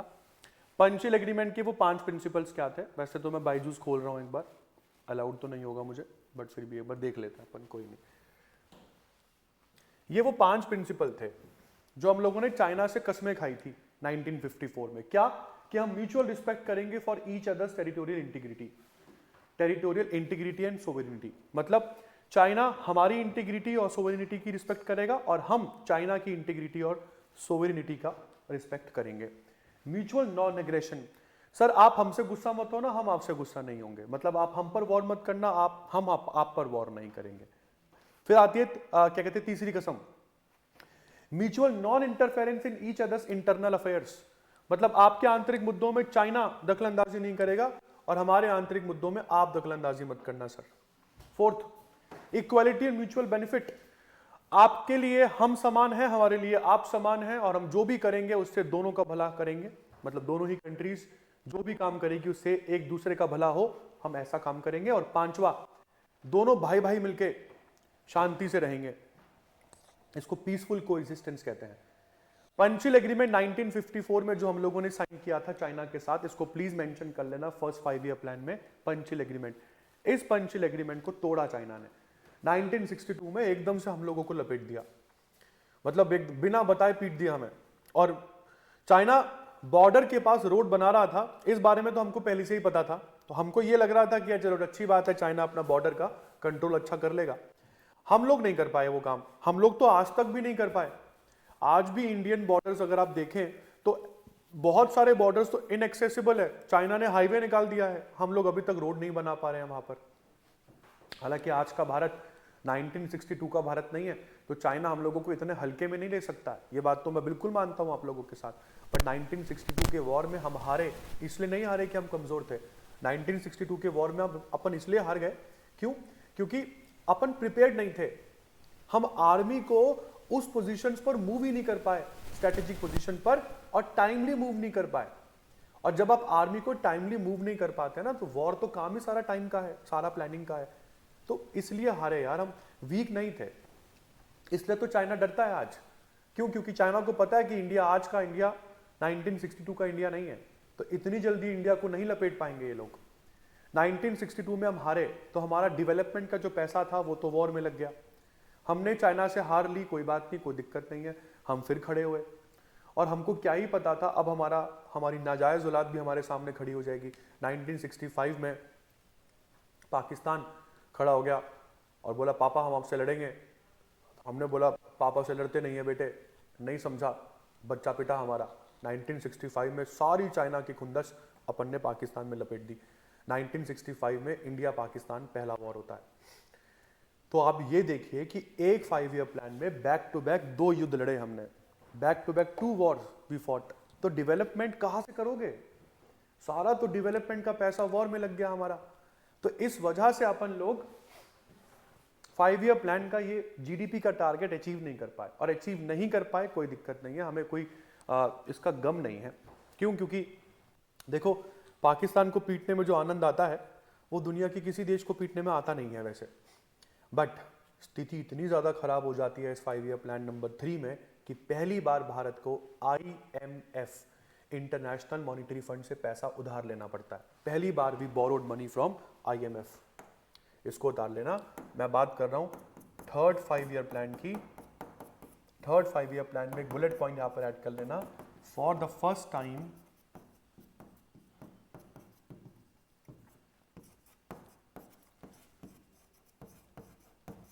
We borrowed from IMF। International monetary fund से पैसा उधार लेने की हालत हो गई हमारी इस 5 ईयर प्लान में। और अब इतना भी हमारे में दम नहीं हो रहा है कि हम लोग फोर्थ 5 ईयर प्लान में आगे बढ़ सके। हाँ सर, IVF कह सकता हूं मैं बांग्लादेश को। बांग्लादेश तो खैर समझ नहीं रहा है कि वो कहाँ बैठा है। कहते हैं ना कि बारूद के ढेर पर बैठे हो तो माचिस से नहीं खेलना चाहिए। इस समय बांग्लादेश वही कर रहा है। बांग्लादेश देखो, हम तो ग्रैंडफादर हैं खैर, इसलिए कुछ बोलते नहीं है इस कंट्री को। बांग्लादेश को ये लगता है कि हसीना को भगाने में इंडिया ने बहुत ज़्यादा हेल्प करी, बट आपको बता दूं हसीना इज़ नॉट सो हसीन, तो पहले तो हम नहीं भगाएंगे। और दूसरी इंपॉर्टेंट चीज़, इस कंट्री को कौन समझाए कि इंडिया का मैप खरीदो तो तुम मुफ्त में मिलते हो। नॉर्थ में हम, ईस्ट में हम, वेस्ट में हम, साउथ में हमारा विक्रमादित्य, तो हर तरफ से तो हम ही हैं। और अब इस कंट्री में फूड क्राइसिस इतना ज़्यादा हो गया कि मैं कल पढ़ रहा था, Mohammad Yunus, who is the interim prime minister of the country, he said he asked India to send 1 ton of rice at discounted price. एक होता है पूछना, एक होता है रिक्वेस्ट करना, और एक होता है ऑर्डर देना। इस भाई ने ऑर्डर दिया, हालांकि हमने कुछ बोला नहीं, चलो कोई बात नहीं, बट मुझे ऐसा लग रहा है कि अब ये कंट्री जो है ना बांग्लादेश, ये पाकिस्तान के जूते पहनकर चल रही है। पाकिस्तान ने भी बर्बाद होते समय यही सब चीज़ें किया था। तो इस प्लान में पहली बार हमने IMF से पैसा बोरो किया क्योंकि हालत ही बहुत खराब हो गई थी, और सभी लोग दोष पीट रहे थे PC महालनोबिस को, बट यार नहीं देने की ज़रूरत है। क्यों? क्योंकि PC महालनोबिस को थोड़ी ना पता था कि वॉर हो जाएगी, उनको थोड़ी ना पता था वॉर होगी। चलो जो भी था, जैसा भी था, बात खत्म करते हैं इधर। अब 1917 में जो पैदा हुई, अब वो प्राइम मिनिस्टर बनने वाली है इंडिया की, क्योंकि लाल बहादुर शास्त्री तो मर गए हैं। और इस थर्ड 5 ईयर प्लान में ही जय जवान जय किसान का नारा, जय जवान जय किसान, ये स्लोगन लाल बहादुर शास्त्री ने इसी प्लान के दौरान दिया था, जय जवान जय किसान। क्यों? क्योंकि आपको बता दूं, इंडिया में व्हीट और राइस का प्रोडक्शन बहुत खराब हो रहा था। हमारी ज़्यादातर गेहूं और चावल जो थे ना, वो हम लोग इंपोर्ट करते थे अमेरिका से। व्हीट खास करके अमेरिका से इंपोर्ट होता था। और जब भी आप खाने पीने की चीज़ें किसी कंट्री से इंपोर्ट करते हो ना, आपकी कंट्री में वो ज़्यादातर सरप्लस प्रोड्यूस नहीं होती है बेटा, ये डरने की स्थिति होती है। पता है क्यों? क्योंकि वो देश जो है ना, वो खाने पीने की चीज़ों को लेकर आपको कभी भी घेर सकता है। तो अमेरिका ने अपनी रियल औकात इस थर्ड 5 ईयर प्लान में हम लोगों को दिखाई थी। क्यों? क्योंकि उस समय अमेरिका जो था ना, वो पाकिस्तान का नया नया पापा बना था, और हमने पीट दिया था इस कंट्री को। इस वजह से जो अमेरिका है वो थोड़ा सा हमसे गुस्सा हो जाता है कि ऐसे कैसे मेरे बेटे को पीट दिया। हमने कहा कि नहीं, तुम्हारा नहीं है, हमारा है, और हमारा भी नाजायज़ है। आगे चलते हैं जी, थोड़ा बहुत पाकिस्तान की बेइज्जती करेंगे हम, करने लायक भी है। तो अब मैं चल रहा हूँ बेटा अगली चीज़ पर, और वो है fourth 5 year plan. But fourth 5 year plan तो कुछ है ही नहीं। फोर्थ 5 ईयर प्लान तो हम लोगों ने इंप्लीमेंट किया ही नहीं। और फोर्थ 5 ईयर प्लान इंप्लीमेंट क्यों नहीं किया? क्योंकि इंडिया की इकोनॉमी जो है उसकी तो धज्जियां उड़ चुकी हैं। 5.6 का GDP हमारा 2.4 का रह जाए। फर्स्ट 5 ईयर प्लान में भी 3.6 अचीव किया था। हम लोग फर्स्ट 5 ईयर प्लान की GDP भी अचीव ना कर पाए, तो GDP आप हालत देख रहे हैं हमारी इंडिया की इकोनॉमी की क्या होगी। तो हमने बोला कि ना यार, पहले तो छुट्टी लेते थे, कोई प्लानिंग व्लानिंग नहीं करेंगे, 3 साल की छुट्टी मारते हैं प्लानिंग से। पहले तो इंडिया की इकोनॉमी को थोड़ा ठीक ठाक सा रिकंस्ट्रक्ट कर लेते हैं। और यही वो पीरियड है जो 1966 से लेके 69 के बीच में हम लोगों ने प्लानिंग हॉलीडेज घोषित कर दी। प्लानिंग हॉलीडेज हम लोगों ने बोला 3 साल तक इंडिया में कोई प्लानिंग हम नहीं करने वाले हैं। और इसी प्लानिंग हॉलीडेज में पहली बार इंडिया की प्राइम मिनिस्टर, अभी तक till now she is the first, India की first female prime minister Indira Gandhi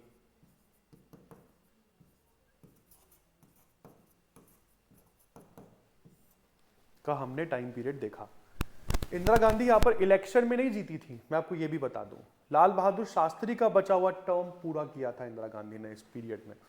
और इसी 5 ईयर मतलब इसी प्लानिंग हॉलीडेज के टाइम पर हम लोगों ने ग्रीन रेवोल्यूशन को भी चलता हुआ देखा। बट यहां पर आईएमएफ से पैसा बोरो किया हुआ है आप लोगों ने, आईएमएफ से पैसा जो है वो हम लोगों ने बोरो किया हुआ है। और सबसे इंपॉर्टेंट चीज यहां पर क्या है कि उस पैसे को चुकाना भी तो है, उस पैसे को चुकाना भी तो है। अब मुझे आप बताना कि इंडिया की करेंसी की वैल्यू इंप्रूव हुई या एक्सेलरेट हुई, मतलब इंप्रूव हुई या डिक्लाइन हुई, ये आप मुझे बताएंगे। एग्जांपल दे रहा हूं मैं आपको। पहला, मान के चलते हैं कि 1961 में $1 40 रुपीज के बराबर था और अब 1967 में $1 70 रुपीज के बराबर हो गया है। तो ये 1967 में जो हमारे रुपये के साथ हो रहा है, ये अच्छा हो रहा है या बुरा हो रहा है? क्या इंडिया की करेंसी की वैल्यू डिवैल्यू हुई या एक्सेलरेट हुई? जी, क्या हमारी करेंसी की वैल्यू डिवैल्यू हुई या एक्सेलरेट हुई? Is our currency devalued? हाँ बिल्कुल, हमारी करेंसी की वैल्यू डिवैल्यू हुई, बिल्कुल हुई। हमारी करेंसी की वैल्यू बढ़ी तो नहीं ना, हम तो और गिर गए उल्टा। पहले हम $1 को 40 रुपए में खरीद सकते थे, अब उसी डॉलर को 70 रुपए में खरीदना पड़ रहा है। तो पहले ये एक्सचेंज रेट जो होते थे ना दोस्तों, ये सरकारें डिसाइड करती थी अपने आप से, लाइक खुद ही गवर्नमेंट डिसाइड करती थी कि आपका क्या मतलब एक्सचेंज रेट होना चाहिए, सरकारें अपने आप से डिसाइड करती थी। तो यहां पर जानबूझकर इंदिरा गांधी गवर्नमेंट ने जानबूझकर यहां पर इंडियन करेंसी को डिवैल्यू किया। अब इंडिया की करेंसी को डिवैल्यू करने से आपका क्या फायदा होने वाला है भला? इन्होंने जानबूझ के इंडिया मतलब रुपये की वैल्यू को घटा दिया। क्यों घटाया होगा मैडम इंदिरा गांधी ने भला, ऐसा क्यों किया होगा? क्योंकि जब रुपये की वैल्यू घट जाती है ना यार, जब रुपये की वैल्यू कम हो जाती है, तब इंडिया के प्रोडक्ट्स अंतरराष्ट्रीय बाजारों में सस्ते हो जाएंगे। भाई मान के चलो कि एक मैगी का पैकेट 10 रुपए का है, तो पहला $1 खर्च करके तुम 4 पैकेट खरीद सकते थे, अब उसी डॉलर को खर्च करके तुम 7 पैकेट खरीद सकते हो। और ये तो हम लोग इकोनॉमिक्स में law of demand class 10th में भी हम लोगों ने पढ़ा था कि सर जैसे ही किसी चीज के प्राइस कम होते हैं, उस चीज की डिमांड ऑटोमेटिकली बढ़ने लगती है। प्राइस कम डिमांड ज्यादा, भाई आपके सामने ही है। जैसे ही किसी चीज के प्राइस कम होते हैं तो डिमांड बढ़ जाती है। तो हम लोगों ने ये क्यों किया होगा? सर हमने इंडिया की करेंसी को जानबूझकर यहाँ पे डिवैल्यू इसलिए किया ताकि इंडिया के एक्सपोर्ट बढ़ सके, इंटरनेशनल बाजारों में हम लोगों के प्रोडक्ट सस्ते हो जाए और लोग भर भर के हम लोगों से ऑर्डर भर भर की चीजें मंगवाए। क्यों? क्योंकि अब आईएमएफ का जो कर्जा है वो भी तो उतारना है। इंडिया की करेंसी छोड़ो अभी, बट इंडिया की इकोनॉमी जो इस समय डिरेल हो गई है उसको वापस से पटरी पर लेकर आना है। कैसे करें? ज्यादा पैसा उधार में ले नहीं सकते हैं। क्यों? क्योंकि कल को वापस नहीं कर पाए तो बर्बाद हो जाएंगे। इसलिए इंदिरा गांधी गवर्नमेंट का ये स्टेप, इसकी तो मैं सराहना करता हूं। यहां पर मैडम ने क्या किया, इंडिया की करेंसी को यहां पे जानबूझ के डिवैल्यू किया गया। यहां पे ये लिखिए, डिवैल्यूएशन ऑफ द रुपी, ये जानबूझकर किया गया। क्यों किया गया? ताकि कंट्री के एक्सपोर्ट्स को बढ़ाया जा सके, कंट्री के एक्सपोर्ट्स जो है उसको बढ़ाया जा सके। और प्लानिंग हॉलीडे अगर पूछा जाए क्यों घोषित की गई प्लानिंग हॉलीडे, क्योंकि सर थर्ड 5 ईयर प्लान में जबरदस्त फेलियर हम लोगों ने देखा। और क्यों देखा? क्योंकि उस 5 ईयर प्लान में sir 2 back to back war हम लोगों ने लड़ी। और जब भी कभी वॉर लड़ी जाती है ना सर, तो चीजें अच्छी नहीं होती हैं, चीजें और खराब हो जाती हैं। यहां पर ग्रीन रेवोल्यूशन की स्टार्टिंग तो हम लोगों ने देख ही ली थी, बट हाँ उसको हम लोग प्लानिंग हॉलीडे में नहीं लिख सकते। अगर हम बात करते हैं इंडिया में ग्रीन रेवोल्यूशन, कोई मुझे बता सकता है कि ग्रीन रेवोल्यूशन के फादर इन इंडिया आप किसको बोलते हैं? Who is the father of green revolution? उनको भारत रत्न भी दिया गया है। यस, भारत रत्न भी आपने उनको दिया है। प्लानिंग हॉलीडे में चलो लिख लो 1966 में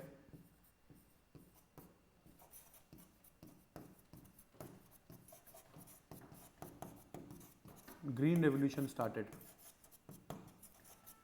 इनको भारत रत्न पॉस्थुमसली दिया गया है, लाइक इनके मरने के बाद, सॉरी 1966 नहीं है ये, 1968 होना चाहिए।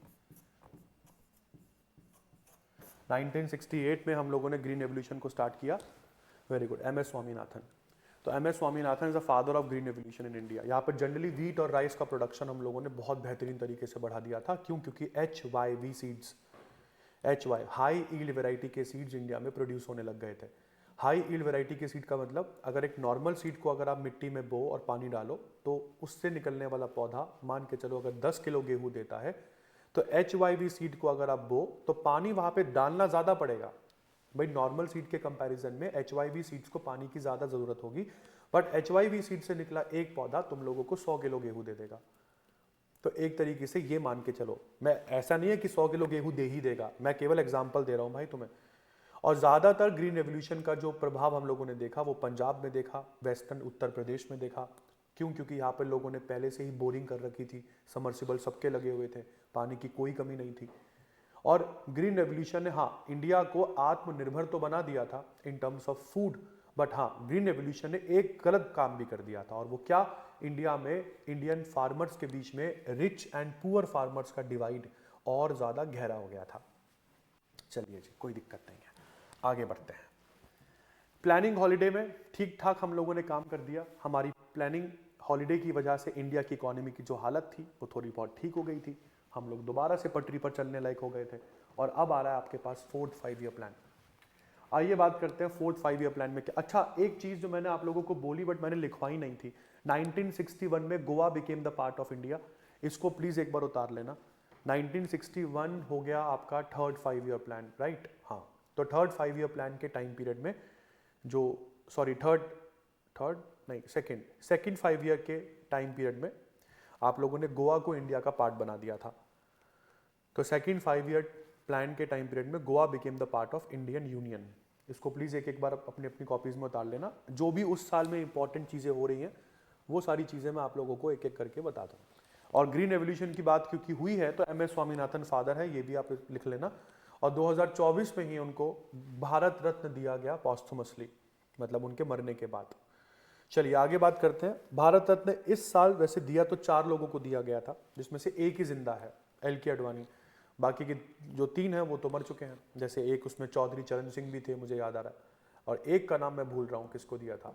MS स्वामीनाथन, चौधरी चरण सिंह, LK अडवाणी, एक और थे जिनको भारत रत्न इस बार मिला। 4 लोगों को दिया हम लोगों ने। एक क्वेश्चन आया मेरे पास,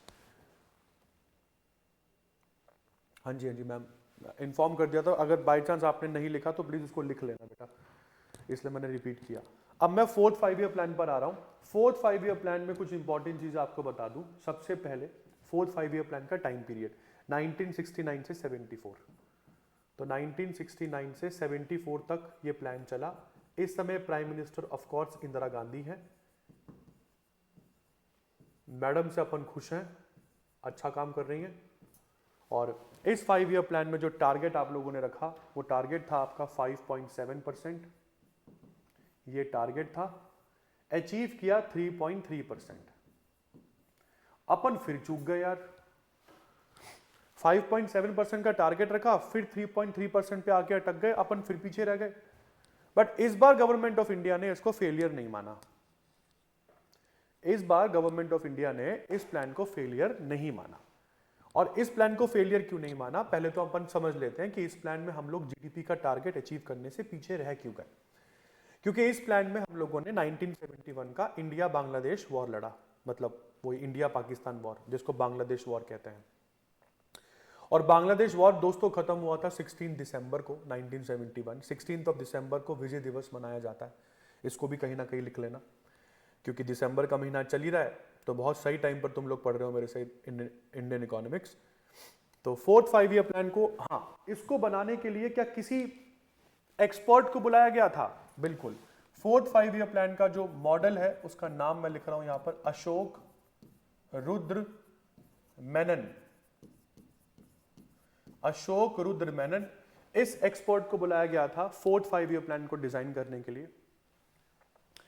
तो इस प्लान में 1971 हमने अपने पोते को जन्म दिया। बांग्लादेश ईस्ट पाकिस्तान से टूटकर बांग्लादेश बना और हम लोगों ने मैत्री सेना बनाई। मैत्री सेना मतलब हमने बांग्लादेशियों को बोला, क्योंकि वहां पर ना जो पाकिस्तानी थे, अच्छा आपको बता दूं इस वॉर का मुख्य कारण क्या था।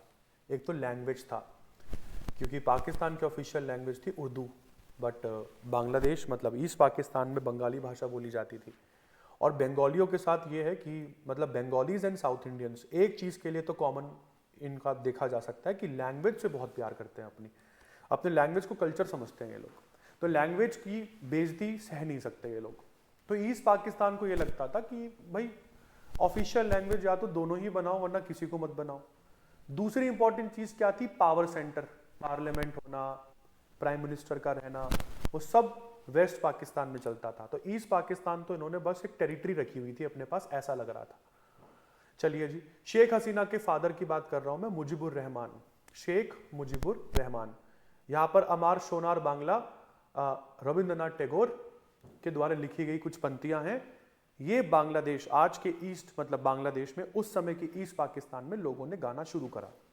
अमार सोनार बांग्ला एक सेपरेटिस्ट मूवमेंट चल रहा था यहाँ पर ईस्ट पाकिस्तान को पाकिस्तान से अलग करने का।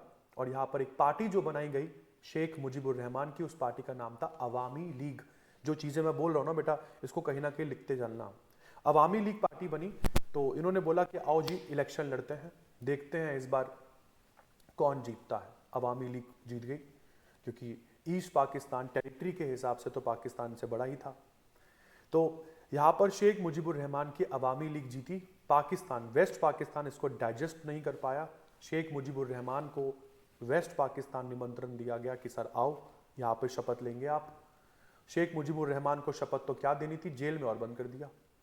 जेल में बंद करने की वजह से टेंशन्स बढ़ने लगती है, बांग्लादेश में जो कॉम्युनल राइट्स हैं वो बढ़ने लगते हैं। पाकिस्तानी आर्मी को मूव किया जाता है और जो लोग वो अमार सोनार बांग्ला गाना गा रहे थे उन सबको हेड शॉट दिए गए, सबको मारा गया। बांग्लादेशी भाग भाग कर इंडिया में आने लगे, हमारे बॉर्डर तो मिलते ही हैं, तो भाग भाग कर पापा के पास आने लगे, पापा बचाओ पापा बचाओ। हमने इनको बोला कि नहीं बेटा, इस तरीके से नहीं लड़ते नहीं है आपको, मतलब सॉरी इस तरीके से भागते नहीं है, अपन तुम्हें लड़ना सिखाते हैं। उस समय इंडियन आर्मी के चीफ हुआ करते थे सैम मानेकशॉ। तो मैत्री सेना बनाई जी हमने, बांग्लादेशियों को लड़ना सिखाया। हमने किया कुछ नहीं, अपन ने बस आग सुलगाई। तो इनको लड़ना सिखाया और यहाँ पर जो बांग्लादेशी है वो भाई साहब बिल्कुल पागल होकर अब पाकिस्तानियों से लड़ रहे हैं। और पाकिस्तान को ये लग रहा है कि ये सारा काम इंडिया करवा रहा है। करवा ही रहे हैं जी, बिल्कुल करवा रहे हैं, ठोक कर कहते करवाया हमने। तो पाकिस्तान से गलती हो गई कि इस कंट्री के साथ हमेशा लोल हो जाता है, पाकिस्तान के साथ हमेशा। पाकिस्तान को लगा कि इस समय इंडिया जो होगा ना वो बिजी होगा बांग्लादेश में, है ना, इंडिया बांग्लादेश में बिजी होगा। एक काम करते हैं, साला पंजाब साइड से अटैक कर देते हैं इनके ऊपर, दिल्ली पास में ही है, इंदिरा गांधी की गर्दन पकड़ लेंगे। बेटा वो इंदिरा गांधी है, अपन लोग पहले से ही प्रिपेयर्ड थे, हमें पता था ऐसा कुछ करेगा ये। तो इसकी आर्मी आई, इन्होंने आर्मी भेजी, इनको लगा इंडिया भी आर्मी भेजेगा। अपन ने यहां पर इनके साथ लोल क्या कर दिया, अपन ने एयरफोर्स यूज कर ली। तो पाकिस्तानी नीचे से ऊपर देख रहे हैं, ऊपर से बम गिरे, पाकिस्तानी मर गए, इस्लामाबाद तक हम चले गए, इस्लामाबाद तक का पाकिस्तान कैप्चर कर लिया हम लोगों ने। 1971 का वॉर इसलिए हम लोगों को याद है, प्राइम मिनिस्टर मोदी ने 16 दिसंबर को ट्वीट किया इसके ऊपर और एक कंट्रोवर्सी क्रिएट हो गई।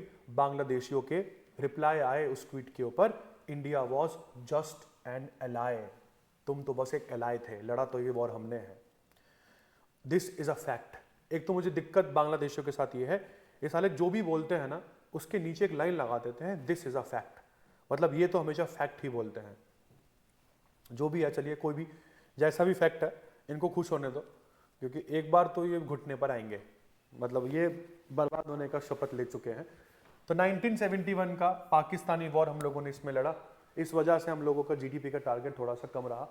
वॉर लड़ने में मजा बहुत आया, इसलिए 4th 5 ईयर प्लान को फेलियर नहीं मानते, ठीक है।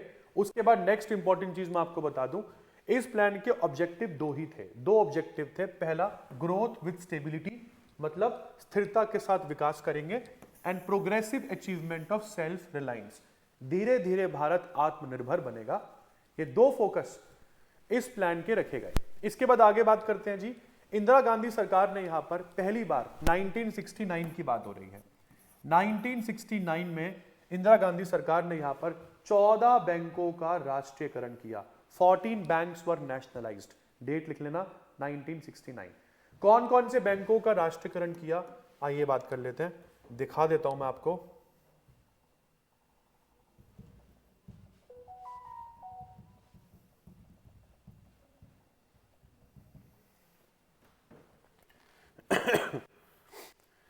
बेटा ये वो सारे बैंक हैं जिनको नेशनलाइज किया गया था 1969 में, 14 बैंक। पहली बात तो ये समझ के चलना, नेशनलाइजेशन का मतलब क्या होता है।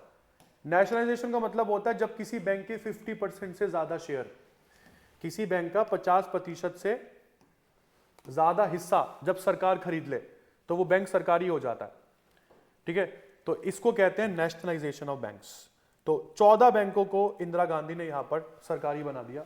What were the 14 banks that were nationalised? यहाँ पे लिखा नहीं है यार, पता नहीं क्यों नहीं जा रहा, छोड़ो गोली मारो।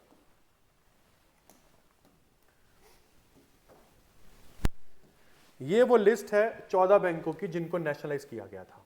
इसको एक बार देख लो।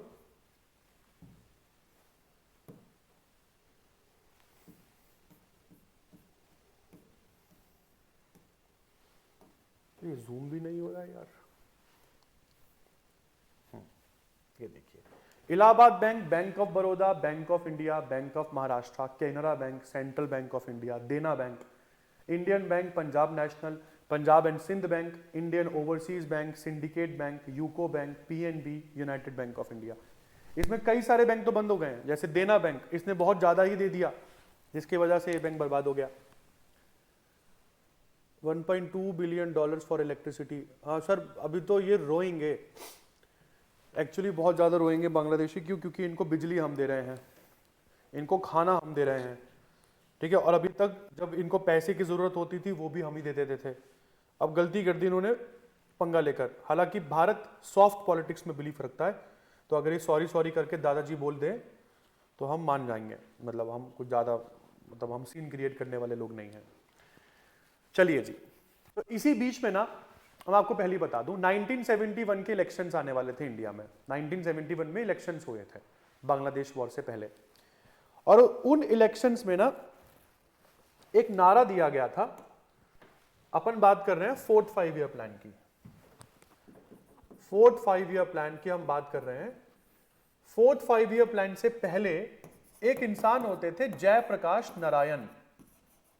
जयप्रकाश नारायण, जयप्रकाश नारायण ने एक मूवमेंट चलाया जिस मूवमेंट का नाम था जेपी मूवमेंट। और जेपी मूवमेंट ने एक स्लोगन दिया। स्लोगन क्या दिया? जेपी मूवमेंट ने स्लोगन दिया, इंदिरा हटाओ देश बचाओ। इन्होंने स्लोगन दिया, इंदिरा हटाओ देश बचाओ। काफी पॉपुलर हुआ था ये स्लोगन। इंदिरा गांधी को लगा स्लोगन तो बढ़िया, बट मैं इसको इलेक्शंस पे अपने तरीके से यूज करूंगी। और इंदिरा गांधी ने इसी स्लोगन का इस्तेमाल कैसे किया?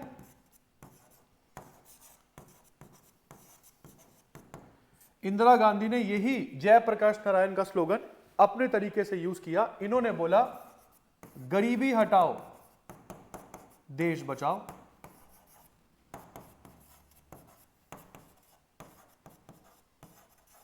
तो ये गरीबी हटाओ देश बचाओ का स्लोगन आपके इस 5 ईयर प्लान में दिया गया था, जो कि 4th 5 ईयर प्लान है। इसको प्लीज एक बार मेंशन कर लेना। गरीबी हटाओ देश बचाओ का स्लोगन इंदिरा गांधी ने इस 5 ईयर प्लान में दिया था। बट ये स्लोगन निकला कहां से, तो मैं यही बता रहा था। जयप्रकाश नारायण के जनता मूवमेंट, सॉरी जेपी मूवमेंट में ये स्लोगन दिया गया था, इंदिरा हटाओ देश बचाओ। क्यों? क्योंकि इंदिरा गांधी देखो यार, डिक्टेटरशिप तो चलाती थी। मतलब जिस तरीके से आप प्राइम मिनिस्टर मोदी कर रहे हैं ना, कुछ उस तरीके से इंदिरा गांधी के लिए भी कहा जा सकता है कि इनको लगता था कि मैं ही सर्वसर्वा हूं। अब तो क्लास, मतलब अपन उसमें मेजॉरिटी में आ गए हैं, तो हमको तो कौन ही हराएगा। तो ये इनकी एक्चुअली में वो थी, मतलब इनकी गलती थी। हालांकि वही कहते हैं ना कि सत्ता बचाने के चक्कर में बहुत कुछ खो बैठी मैडम, बहुत कुछ खो बैठी। तो ये था उसमें। चलिए जी, तो ये है आप लोगों का 5 ईयर प्लान नंबर 4। और जब आदमी पागल हो जाता है ना सत्ता के पीछे तो यही काम करता है। बट 1971 का इलेक्शंस मैडम जीत गई, इलेक्शन जीती, वॉर हो गया, मैडम की सुप्रीमेसी बढ़ गई। बट इंदिरा गांधी इलेक्शन तो जीती, चलो ये बात तो समझ में आती है, बट इलेक्शन के जीतने के बाद इंदिरा गांधी जिस सीट से जीती ना इलेक्शन, वो रायबरेली है। रायबरेली कांग्रेस की बहुत पुरानी सीट मानी जाती है। इस समय राहुल गांधी भी वहीं से एमपी है। तो रायबरेली में जीत तो गई मैडम, बट इनसे जो हारा ना कैंडिडेट, वो कैंडिडेट चला गया इलाहाबाद हाईकोर्ट, और इलाहाबाद हाईकोर्ट जाके उसने कर दिया केस इंदिरा गांधी के ऊपर कि मैडम ने सरकारी पैसों का इस्तेमाल किया है, इन्होंने सरकारी पैसों का इस्तेमाल किया है रायबरेली में इलेक्शन कैंपेनिंग में। उस समय मुझे ना नाम तो याद नहीं आ रहा है, बट इलाहाबाद हाईकोर्ट के कुछ जज थे उस समय, हर गोविंद करके। तो हर गोविंद ने ये केस सुना और उन्होंने इंदिरा गांधी को बुलाया अपनी कोर्ट में। और आपको बता दूं, इंदिरा गांधी देश की पहली और अभी तक की आखिरी प्राइम मिनिस्टर है जो पीएम होने के नाते कोर्ट में पेशी देने गई। ये भी कहीं ना कहीं इसको प्लीज मेंशन कर लेना। She is the only and till date, she is the first and only till date PM of India who went to court for hearing. तो ये कोर्ट में गई अपनी पेशी देने के लिए और सब खड़े हुए, जज बैठा रहा, क्योंकि जज तो आपको पता ही है जज है, मतलब जज होने का घमंड है। तो इंदिरा गांधी ने अपनी सफाई दी, हर गोविंद जी ने यहाँ पर केस का फैसला सुनाया और बोला कि हाँ जी, सभी सबूतों को देखते हुए लग तो यही रहा है कि इंदिरा गांधी ने सरकारी पैसों का गलत इस्तेमाल किया जीतने के लिए, इसलिए इंदिरा गांधी का एमपी का पद खत्म किया जाता है और मैडम पर 6 सालों के लिए इलेक्शन ना लड़ने का बैन लगाया जाता है, मतलब इलेक्शन से बैन कर दिया गया। अब इंदिरा गांधी को लगा कि भाई साहब सत्ता तो बचानी है, ये सब कांड 1973 या 1974 में हो चुका है ये सब कुछ। अब इंदिरा गांधी को लग रहा है कि सत्ता बचाने का एक बढ़िया तरीका क्या है कि इमरजेंसी लगा देती हूं, और वो इमरजेंसी अब 5वें 5 ईयर प्लान में आप लोगों को देखने को मिलेगी। ठीक है जी, तो ये है आप लोगों का सारा 4th 5 ईयर प्लान, ये सब चीजें आप लोगों को उसमें उतारनी है। अब मैं आगे चल रहा हूं, 4th 5 ईयर प्लान यहां पर हो जाता है खत्म, और अब हम चल रहे हैं 5th 5 ईयर प्लान पर। This is 5th 5 year plan. 5वीं पंचवर्षीय योजना जो है ये 1974 से लेकर 78 तक चली। अब आप बोलेंगे नहीं सर 79 होना चाहिए, हाँ 79, मुझे भी पता है 5 साल 79 में होंगे, बट ये पूरा 5 साल चला नहीं था प्लान। 74 में ही, सॉरी 78 में ही इस प्लान को खत्म कर दिया गया था। क्यों खत्म किया गया ये भी मैं आपको बताऊंगा, बट इस प्लान का मेजर फोकस गरीबी हटाओ पर रहा, एम्प्लॉयमेंट जनरेशन पर रहा, जस्टिस, एग्रीकल्चर प्रोडक्शन, डिफेंस, बहुत अच्छी अच्छी चीजें इस प्लान ने बात करी।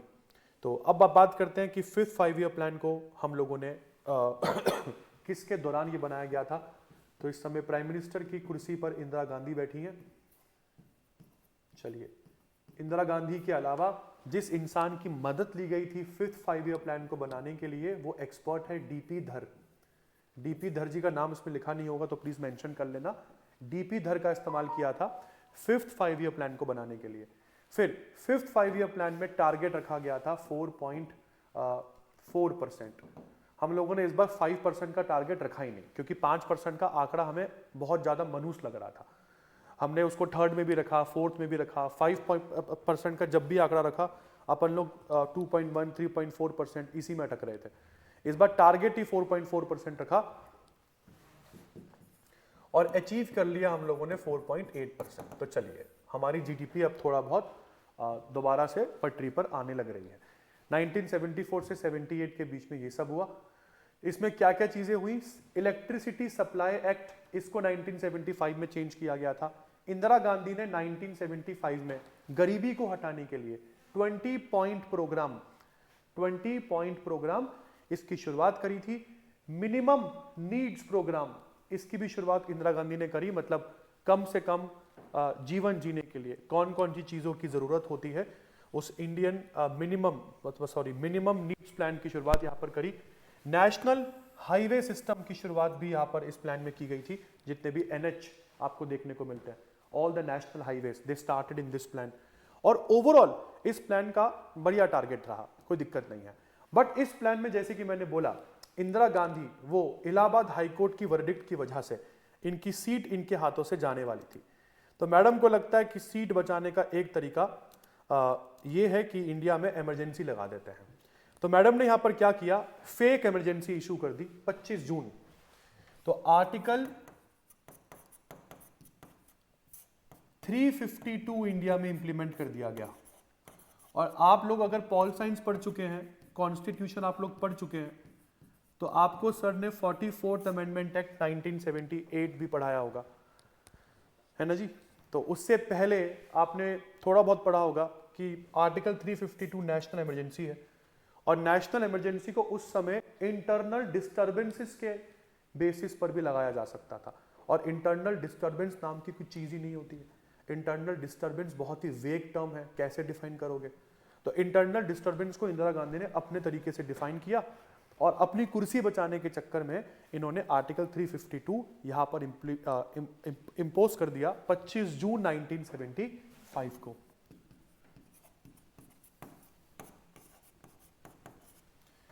और पूछा जाए कौन से ग्राउंड्स पर किया गया था, तो ग्राउंड था इंटरनल डिस्टर्बेंस। अब मैंने ये 44th अमेंडमेंट एक्ट की बात क्यों करी, क्योंकि बेटा 44th अमेंडमेंट एक्ट 1978 में इंटरनल डिस्टर्बेंस को हटाकर आर्म्ड रिबेलियन कर दिया गया है। Armed rebellion. अब भारत में कोई भी इमरजेंसी इंटरनल डिस्टर्बेंस के बेसिस पर नहीं लग सकती, आर्म्ड रिबेलियन के बेसिस पर लगेगी तो लगेगी। आर्म रिबेलियन एक अच्छा मतलब शब्द माना जा सकता है। तो इंटरनल डिस्टर्बेंस को इंप्लीमेंट कर दिया गया 25 जून 1975 इसके ग्राउंड पर इमरजेंसी। मैडम की कुर्सी बच गई, क्योंकि हमारा कॉन्स्टिट्यूशन बोलता है कि जब इमरजेंसी इंप्लीमेंटेड होती है तब लोकसभा का टेन्योर 1 साल के लिए बढ़ जाता है, but not more than 1 year at a time. ठीक है जी। ये इमरजेंसी जो है ये 1975 में स्टार्ट होती है और 21 मार्च 1977 तक चलती है। तो ये इमरजेंसी 21 मार्च 1977 तक चली। और जेपी इस समय जयप्रकाश जो वो है नारायण, उनके मूवमेंट के चलते हुए भारत में कांग्रेस के अगेंस्ट एक पार्टी बन गई थी जिसका नाम था जनता पार्टी। तो जैसे ही खत्म हुई इमरजेंसी 1978 में इलेक्शंस हुए, जनता पार्टी जीती। जनता पार्टी के प्राइम मिनिस्टर बने मिस्टर मोरारजी देसाई। इसमें एक आर और आएगा, RAR। तो मिस्टर मोरारजी देसाई जनता पार्टी के नए प्राइम मिनिस्टर बने। और आपको बता दूं बेटा, मिस्टर मोरारजी देसाई जो हैं, इन्होंने सरकार बनाते ही लाइक प्राइम मिनिस्टर बनते ही 1978 में इन्होंने हाथ मतलब जो 5 ईयर प्लान था वो इन्होंने टर्मिनेट कर दिया। तो यहां पर सबसे इंपॉर्टेंट चीज जो आप लोगों को इस प्लान में लास्ट लिखनी है, उसके बाद मैं आगे बढ़ूंगा वो क्या है, इस 5th 5 ईयर प्लान में लास्ट पॉइंट यहां पर आपको मैं डलवा रहा हूं, और वो है 18th ऑफ मे 1974। ऑपरेशन का नाम है operation smiling Buddha. Operation smiling Buddha. जिन बच्चों को पता है, जिनको नहीं पता आपको बता दूं, 1974 ऑपरेशन स्माइलिंग बुद्धा इंडिया का पहला न्यूक्लियर टेस्ट था। It was the first nuclear test. But ये हमारा कंप्लीट, या मैं आपको ये बोलूंगा, ये हम लोगों का ओवरऑल अगर हम देखें तो सही न्यूक्लियर टेस्ट हम इसको नहीं काउंट करते हैं, क्योंकि न्यूक्लियर बॉम्ब्स भी दोस्तों 2 तरीके के होते हैं, फिशन और फ्यूजन। यहां पर हम लोगों ने फिशन बम फोड़े थे, फ्यूजन बम नहीं फोड़े। तो भारत से पूछा गया कि सर आप न्यूक्लियर बम फोड़कर उसका ऑपरेशन का कोड नेम दे रहे हैं ऑपरेशन स्माइलिंग बुद्धा, और बुद्धा तो जाने जाते हैं शांति के लिए, सर परमाणु बम फोड़कर कैसे शांति की बात कर सकते हैं आप। Indira Gandhi said deterrence my dear, deterrence. मतलब इंटरनेशनल रिलेशंस में सबसे इंपॉर्टेंट चीज जो शांति बनाने के लिए काम में आता है वो है डर।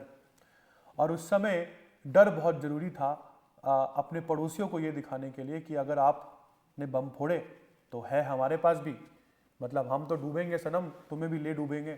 तो मतलब चाइना, अगर तुम न्यूक्लियर बॉम्ब यूज कर सकते हो तो भारत भी कर सकता है, बचेंगे हम दोनों ही नहीं। तो इसलिए थोड़ा डर के रहो, हमारे पास भी न्यूक्लियर बॉम्ब्स आ गए। आप देखो ना, आज जितनी भी इस कंट्री में, इस दुनिया में जहां जहां भी आज वॉर चल रही है, उसमें एक कंट्री के पास न्यूक्लियर वेपन है, दूसरे के पास नहीं है, या दोनों के पास ही नहीं है। बट कोई भी 2 कंट्रीज आपस में नहीं लड़ रही हैं आज जिन दोनों के पास न्यूक्लियर वेपन्स हो। तो न्यूक्लियर वेपन ये डेटरेंस क्रिएट करता है। कोई भी इंसान आप पर जल्दी से वॉर करने की कोशिश नहीं करता। तो 1974 में पोखरण 1 कहां पर हुआ था, ये पोखरण में हुआ था। तो इसको पोखरण वन का नाम भी दिया जाता है, पोखरण वन। चलिए जी, 5 ईयर प्लान नंबर 5 हो चुका है खत्म। इमरजेंसी खत्म होते ही जैसे कि मैंने बोला इंडिया में इलेक्शंस हुए, इलेक्शंस में जनता पार्टी जीती, मोरारजी देसाई ये जनता पार्टी के लीडर थे। और देखो कितना गलत हो गया, इंदिरा गांधी को हटाने की बात तो जेपी नारायण ने करी थी ना, जयप्रकाश नारायण ने।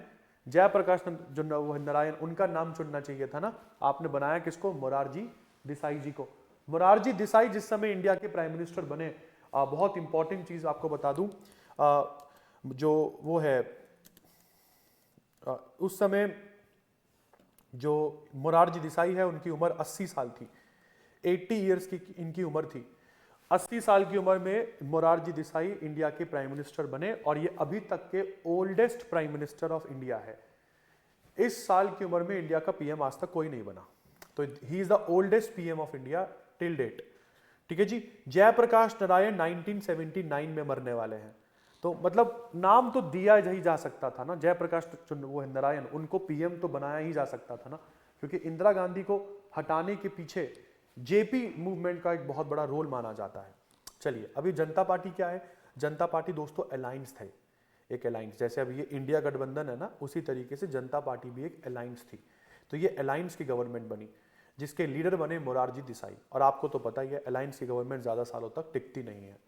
तो क्यों? क्योंकि अलायंस की गवर्नमेंट बनते ही ना सबकी आंखें खुल जाती हैं, और आंखें क्या खुलती है? सबको लगता है कि मैं भी एक बार पीएम बनूंगा। तो यहाँ पर मोरारजी देसाई सरकार को ज्यादा लंबा खींच नहीं पाते, 1980 तक खींच पाते हैं, और 1980 में इंदिरा गांधी पर लगा हुआ वो 6 साल का बैन भी खत्म हो जाता है। तो अब Indira Gandhi is fit for री इलेक्शंस। जनता पार्टी की गवर्नमेंट भी गिरती नजर आ रही है। 1980 तक जनता पार्टी चला पाई सरकार, बट जनता पार्टी ने 5 ईयर प्लान्स को टर्मिनेट करके किया क्या इंडिया में? व्हाट दे डिड, क्योंकि 1978 में इन्होंने 5th 5 ईयर प्लान को तो टर्मिनेट कर दिया, तो instead of 5th 5 year plan what they did, वही मैं आपको बता रहा हूं। 5th 5 ईयर प्लान को टर्मिनेट कर कर भाई साहब अपना ही मॉडल लेकर आ गए, और इनको इन्होंने बोला रोलिंग प्लान। ये लोग रोलिंग प्लान लेकर आ जाते हैं, और अगर हम रोलिंग प्लान की बात करते हैं तो रोलिंग प्लान का जिस एक्सपर्ट ने इनको एडवाइस करा था कि रोलिंग प्लान को इंट्रोड्यूस करो, उस एक्सपर्ट का नाम है गुन्नार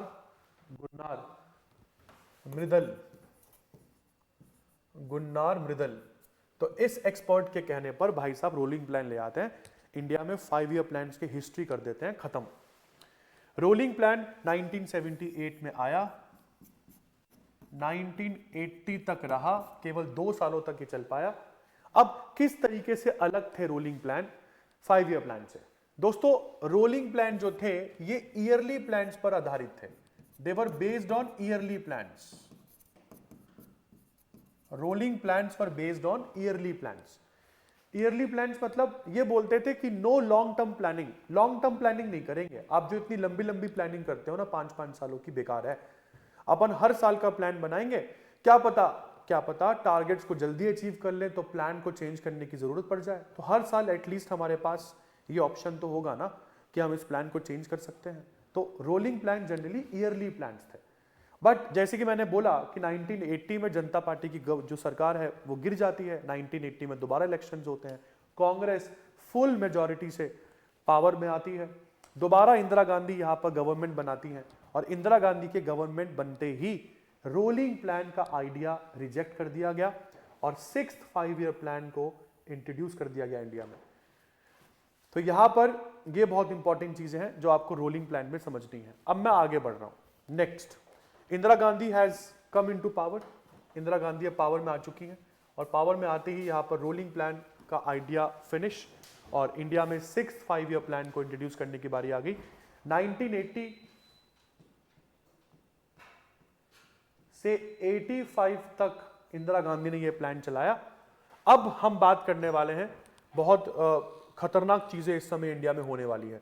क्यों खतरनाक? क्यों? क्योंकि अब इंदिरा गांधी पर एक बड़ी समस्या जो है वो टूटने वाली है, और वो क्या है कि इंदिरा गांधी जो है अब इनकी इनका मर्डर होने वाला है। तो इंदिरा गांधी का मर्डर भी इसी प्लान के दौरान आप लोग देखते हैं होता है। तो आइए बात करते हैं इंदिरा गांधी के साथ हुआ क्या। तो 1984 31 अक्टूबर इंदिरा गांधी का मर्डर हो जाता है। बट उससे पहले मैं आपको बता दूं, प्राइम मिनिस्टर के तौर पर 6 5 ईयर प्लान ने 2 प्रधानमंत्री देखे। कौन कौन से 2 प्राइम मिनिस्टर? पहला प्राइम मिनिस्टर यहां पर बना इंदिरा गांधी जी। इंदिरा गांधी तो पीएम के लेवल पर है ही, और इंदिरा गांधी के डेथ के बाद राजीव गांधी।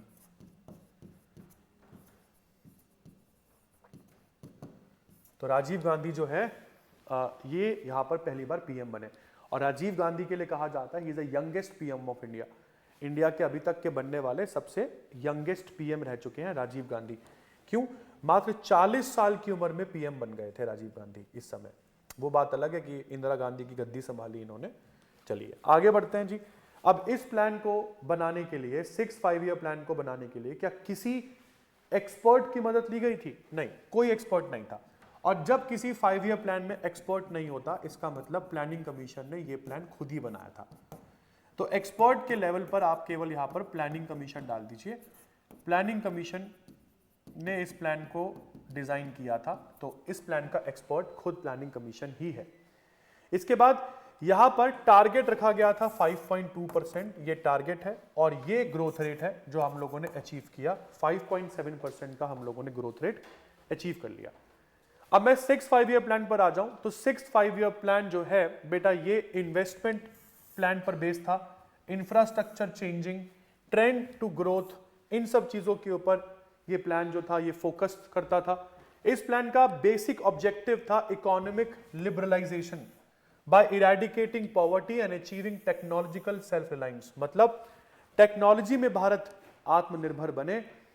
इकोनॉमिक लिबरलाइजेशन का मतलब क्या है कि भारत में कामकाज करने वाले बिजनेसेस को छूट मिले। ये सारी चीजें इस प्लान में आप लोग देखते हैं। आइए बात करते हैं कौन कौन सी चीजें इस प्लान में आप लोग देखते हैं। सबसे पहले हम लोग लेकर आते हैं ऑपरेशन मेघदूत। ऑपरेशन मेघदूत, एक एक करके मैं चीजें बता दूं। अपन 6 5 ईयर प्लान में चल रहे हैं। 6 5 ईयर प्लान में क्या क्या चीजें हुई, सबसे पहले मैं आपको बता रहा हूं। 13 अप्रैल 1984 इंदिरा गांधी गवर्नमेंट ने यहां पर चलाया ऑपरेशन मेघदूत। ऑपरेशन मेघदूत में क्या किया हम लोगों ने भाई, इंडिया और पाकिस्तान के बीच में ना एक माउंटेन है सियाचिन ग्लेशियर। तो सियाचिन ग्लेशियर के ऊपर किसका कंट्रोल रहेगा, सारी बातें ये होने लगी। सियाचिन ग्लेशियर के लिए लड़ाई हुई, मतलब पाकिस्तान चढ़ना शुरू करा सियाचिन के ऊपर कि हम चढ़ेंगे हम चढ़ेंगे हम चढ़ेंगे। बट इनका दिमाग फिर इनके साथ लोल हो गया। हमने हेलीकॉप्टर्स का यूज़ किया और हम चढ़े नहीं, हमने अपनी आर्मी को एयरलिफ्ट करके सियाचिन के ऊपर बिठा दिया। सियाचिन ग्लेशियर के लिए आपने जरूर सुना होगा, हाईएस्ट बैटल ग्राउंड है इन द वर्ल्ड। बेटा मैं 11-20 तक की क्लास लूंगा, बस 6 मिनट की क्लास और बची है। तो जैसे ही पाकिस्तानी ऊपर चढ़कर आए तो इनका वेट कर रहे थे हम कि आओ तुम्हें मस्त हाई फाइव देंगे। तो 5-5 गोलियां दी इन्हें और मरे सब। तो सियाचिन ग्लेशियर को कैप्चर किया था ऑपरेशन मेघदूत में। तो Indian army captured Siachen glacier.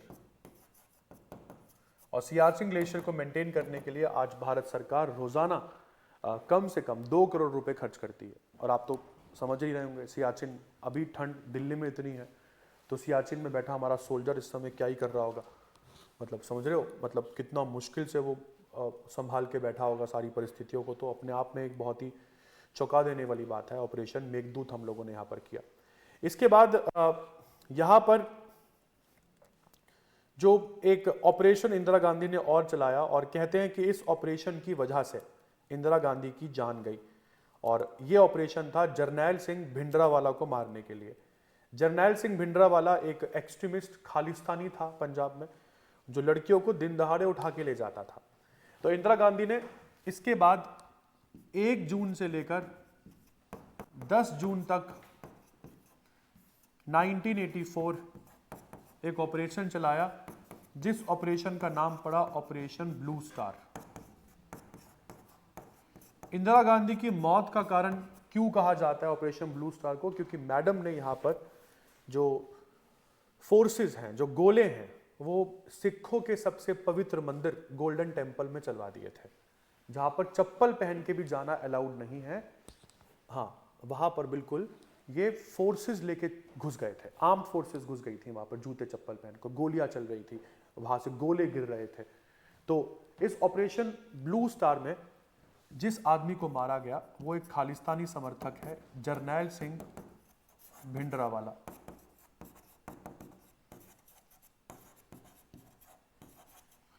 और खालिस्तानियों का भगवान है ये। कनाडा के सिख तो ये बोलते हैं कि जरनैल सिंह भिंडरावाला शहीद हुआ था, मारा गया था भाई, शहीद नहीं हुआ था, टेररिस्ट है ये आदमी। तो जरनैल सिंह भिंडरावाला के मरने का इतना दुख नहीं था जितना दुख सिखों को इस बात का था कि हमारी पवित्र भूमि को अपवित्र कर दिया है इंदिरा गांधी ने। तो भाई जो भी था, जैसा भी था, इंदिरा गांधी बिल्कुल नॉर्मली उठी जैसे कि वो उठती हैं। 31 अक्टूबर 1984 का वो दिन आता है जिस दिन ये आखिरी सांस लेने वाली है मैडम। 31 अक्टूबर 1984, मतलब आपको ये साल ऐसा लगेगा कि खत्म ही नहीं हो रहा, एक के बाद एक के बाद एक स्थितियां बिगड़ती जा रही हैं। 31 अक्टूबर 1984 दोस्तों, इंदिरा गांधी पीएमओ ऑफिस के लिए रोजाना निकली अपनी, मतलब जो इंदिरा गांधी मतलब जो भारत के प्राइम मिनिस्टर का निवास है उसको 7 LKM कहते हैं। LKM मतलब लोक कल्याण मार्ग। 7 LKM में रहते हैं भारत के प्रधानमंत्री, तो 7 LKM से मैडम रोजाना की तरह निकली प्राइम मिनिस्टर ऑफिस जाने के लिए, पीएमओ जाने के लिए। और इनके 2 बॉडीगार्ड्स खड़े हैं इस समय। बॉडीगार्ड्स का काम होता है आपको प्रोटेक्ट करना, आपकी बॉडी को प्रोटेक्ट करना। इनकी बॉडी को प्रोटेक्ट कर ही दिया दोनों ने, गोलियों से छन्नी कर दिया मैडम इंदिरा गांधी को। क्यों? क्योंकि दोनों ही सरदार थे और उनके दिमाग में वो भरा हुआ था कि तुमने ऑपरेशन ब्लू स्टार चलाकर हमारे गोल्डन टेम्पल को मतलब अपवित्र कर दिया है। तो इंदिरा गांधी को यहाँ पर मारने वाले इनके 2 बॉडीगार्ड। और इसके बाद भारत भर में सिखों के खिलाफ मूवमेंट भी चले। दिल्ली में कई सारे सिखों के घर जला दिए गए, सिखों को मारा गया। इस पर एक मूवी भी बनी है, अमेजॉन प्राइम पर अवेलेबल भी है, उसमें दिलजीत ने एक्टिंग करी है, अब मुझे नाम नहीं याद आ रहा मूवी का। तो इनके बॉडीगार्ड्स थे सतवंत सिंह और बेअंत सिंह। सतवंत सिंह और बेअंत सिंह ये इंदिरा गांधी के बॉडीगार्ड्स थे। इन दोनों बॉडीगार्ड्स ने इंदिरा गांधी को मार दिया 31 अक्टूबर 1984। चलिए जी, इंदिरा गांधी के मरने के बाद यहाँ पर चीजें अभी भी शांत नहीं हो रही हैं। ये साल अभी भी कुछ और दिखाना बाकी है इस साल का, और आखिरकार ये साल खत्म हुआ 2 दिसंबर 1984 को हुई एक बहुत बड़ी घटना के साथ। और ये घटना है दोस्तों Bhopal gas tragedy. Bhopal gas tragedy के साथ 1984 खत्म हुआ। भोपाल गैस ट्रेजेडी के पीछे जो कंपनी जिम्मेदार है उस कंपनी का नाम है यूनियन कार्बाइड, और जो गैस लीक की गई थी उस गैस का नाम है मिथाइल आइसोसाइनेट, MIC। इस गैस के लीक होने की वजह से 30 से 40 हजार, सरकारी आंकड़े तो यही बताते हैं, जबकि लाखों में डेड बॉडीज मिली थी हम लोगों को। 30 से 40 हजार लोग भोपाल के सड़कों पर मरे पड़े थे, मतलब हवा में ही जहर था। Union carbide India limited, UCIL नाम है इस कंपनी का, जो जिम्मेदार है इस भोपाल गैस ट्रेजेडी की, भोपाल डिजास्टर की। इसी के साथ खत्म होता है ये 5 year plan number 6। 5 year plan number 6, जैसे कि मैंने आपको बोला, खत्म होने का नाम नहीं ले रहा था। एक के बाद एक मनहूस पे मनहूस चीजें इस 5 ईयर प्लान में होती ही चली जा रही थी। चलिए जी, उसके बाद 7 5 ईयर प्लान आप लोगों के पास आता है, और 7 5 ईयर प्लान अब हम पढ़ेंगे नेक्स्ट क्लास में। This is the end of 6 5 year plan. मुझे याद दिला देना, मुझे 7 5 ईयर प्लान से शुरुआत करनी है। 7 5 ईयर प्लान से हम लोग स्टार्ट करेंगे क्लास को। एक बार इसको नोट कर लेना बेटा। आई होप क्लास थोड़ा बहुत समझ में आया होगा। वैसे तो इकोनॉमिक्स बोरिंग ही होती है, but I tried my best कि आपको चीज़ें थोड़ा बहुत मैं पॉलिटिक्स के साथ जोड़ कर पढ़ा सकूं, क्योंकि डायरेक्टली क्वेश्चन तो नहीं आते हैं, मतलब पॉलिटिक्स से, सॉरी इकोनॉमिक्स से। तो हो सकता है वो आपसे इवेंट पूछ ले और इवेंट के साथ वो 5 ईयर प्लान्स को कर दे कनेक्ट। ठीक है दोस्तों, तो मिलते हैं नेक्स्ट क्लास में। नेक्स्ट क्लास आप लोगों की कल होगी। नेक्स्ट क्लास में थोड़ा जियो पॉलिटिक्स, हाँ बेटा बिल्कुल पढ़ा दूंगा। नेक्स्ट क्लास आप लोगों की कल होगी। अगर आप रिकॉर्डेड सेशंस देख लिया आपने मेरा हिस्ट्री और ज्योग्राफी का, कोई डाउट अगर किसी के दिमाग में है तो वो कल ला सकता है। कल एक्सटेंडेड 4 घंटे की क्लास आप लोगों की रखी है मैंने। आई होप कल इकोनॉमिक्स खत्म हो जाएगा, ज़्यादा है नहीं इकोनॉमिक्स में पढ़ने लायक। 5 ईयर प्लान्स के बाद मैं वो जीडीपी जीएनपी आप लोगों के सामने रखूंगा। जी मैम, ये जो मैंने स्लाइड्स अभी आपको दिखाई हैं यही स्लाइड्स मैं अपलोड करवा दूंगा बेटा, ठीक है। बस इसमें जो एनोटेशंस होंगी ये नहीं मिलेंगी आपको, जो मैंने ऊपर से लिखा है ये आई वॉज एक्सपेक्टिंग कि आप अपनी कॉपीज में लिख रहे थे, है ना। तो एनोटेड स्लाइड्स नहीं मिलेंगी, बट हाँ ये एज इट इज़ मैं स्लाइड भेज दूंगा आप लोगों को। ठीक है जी, चलिए मिलते हैं नेक्स्ट क्लास में।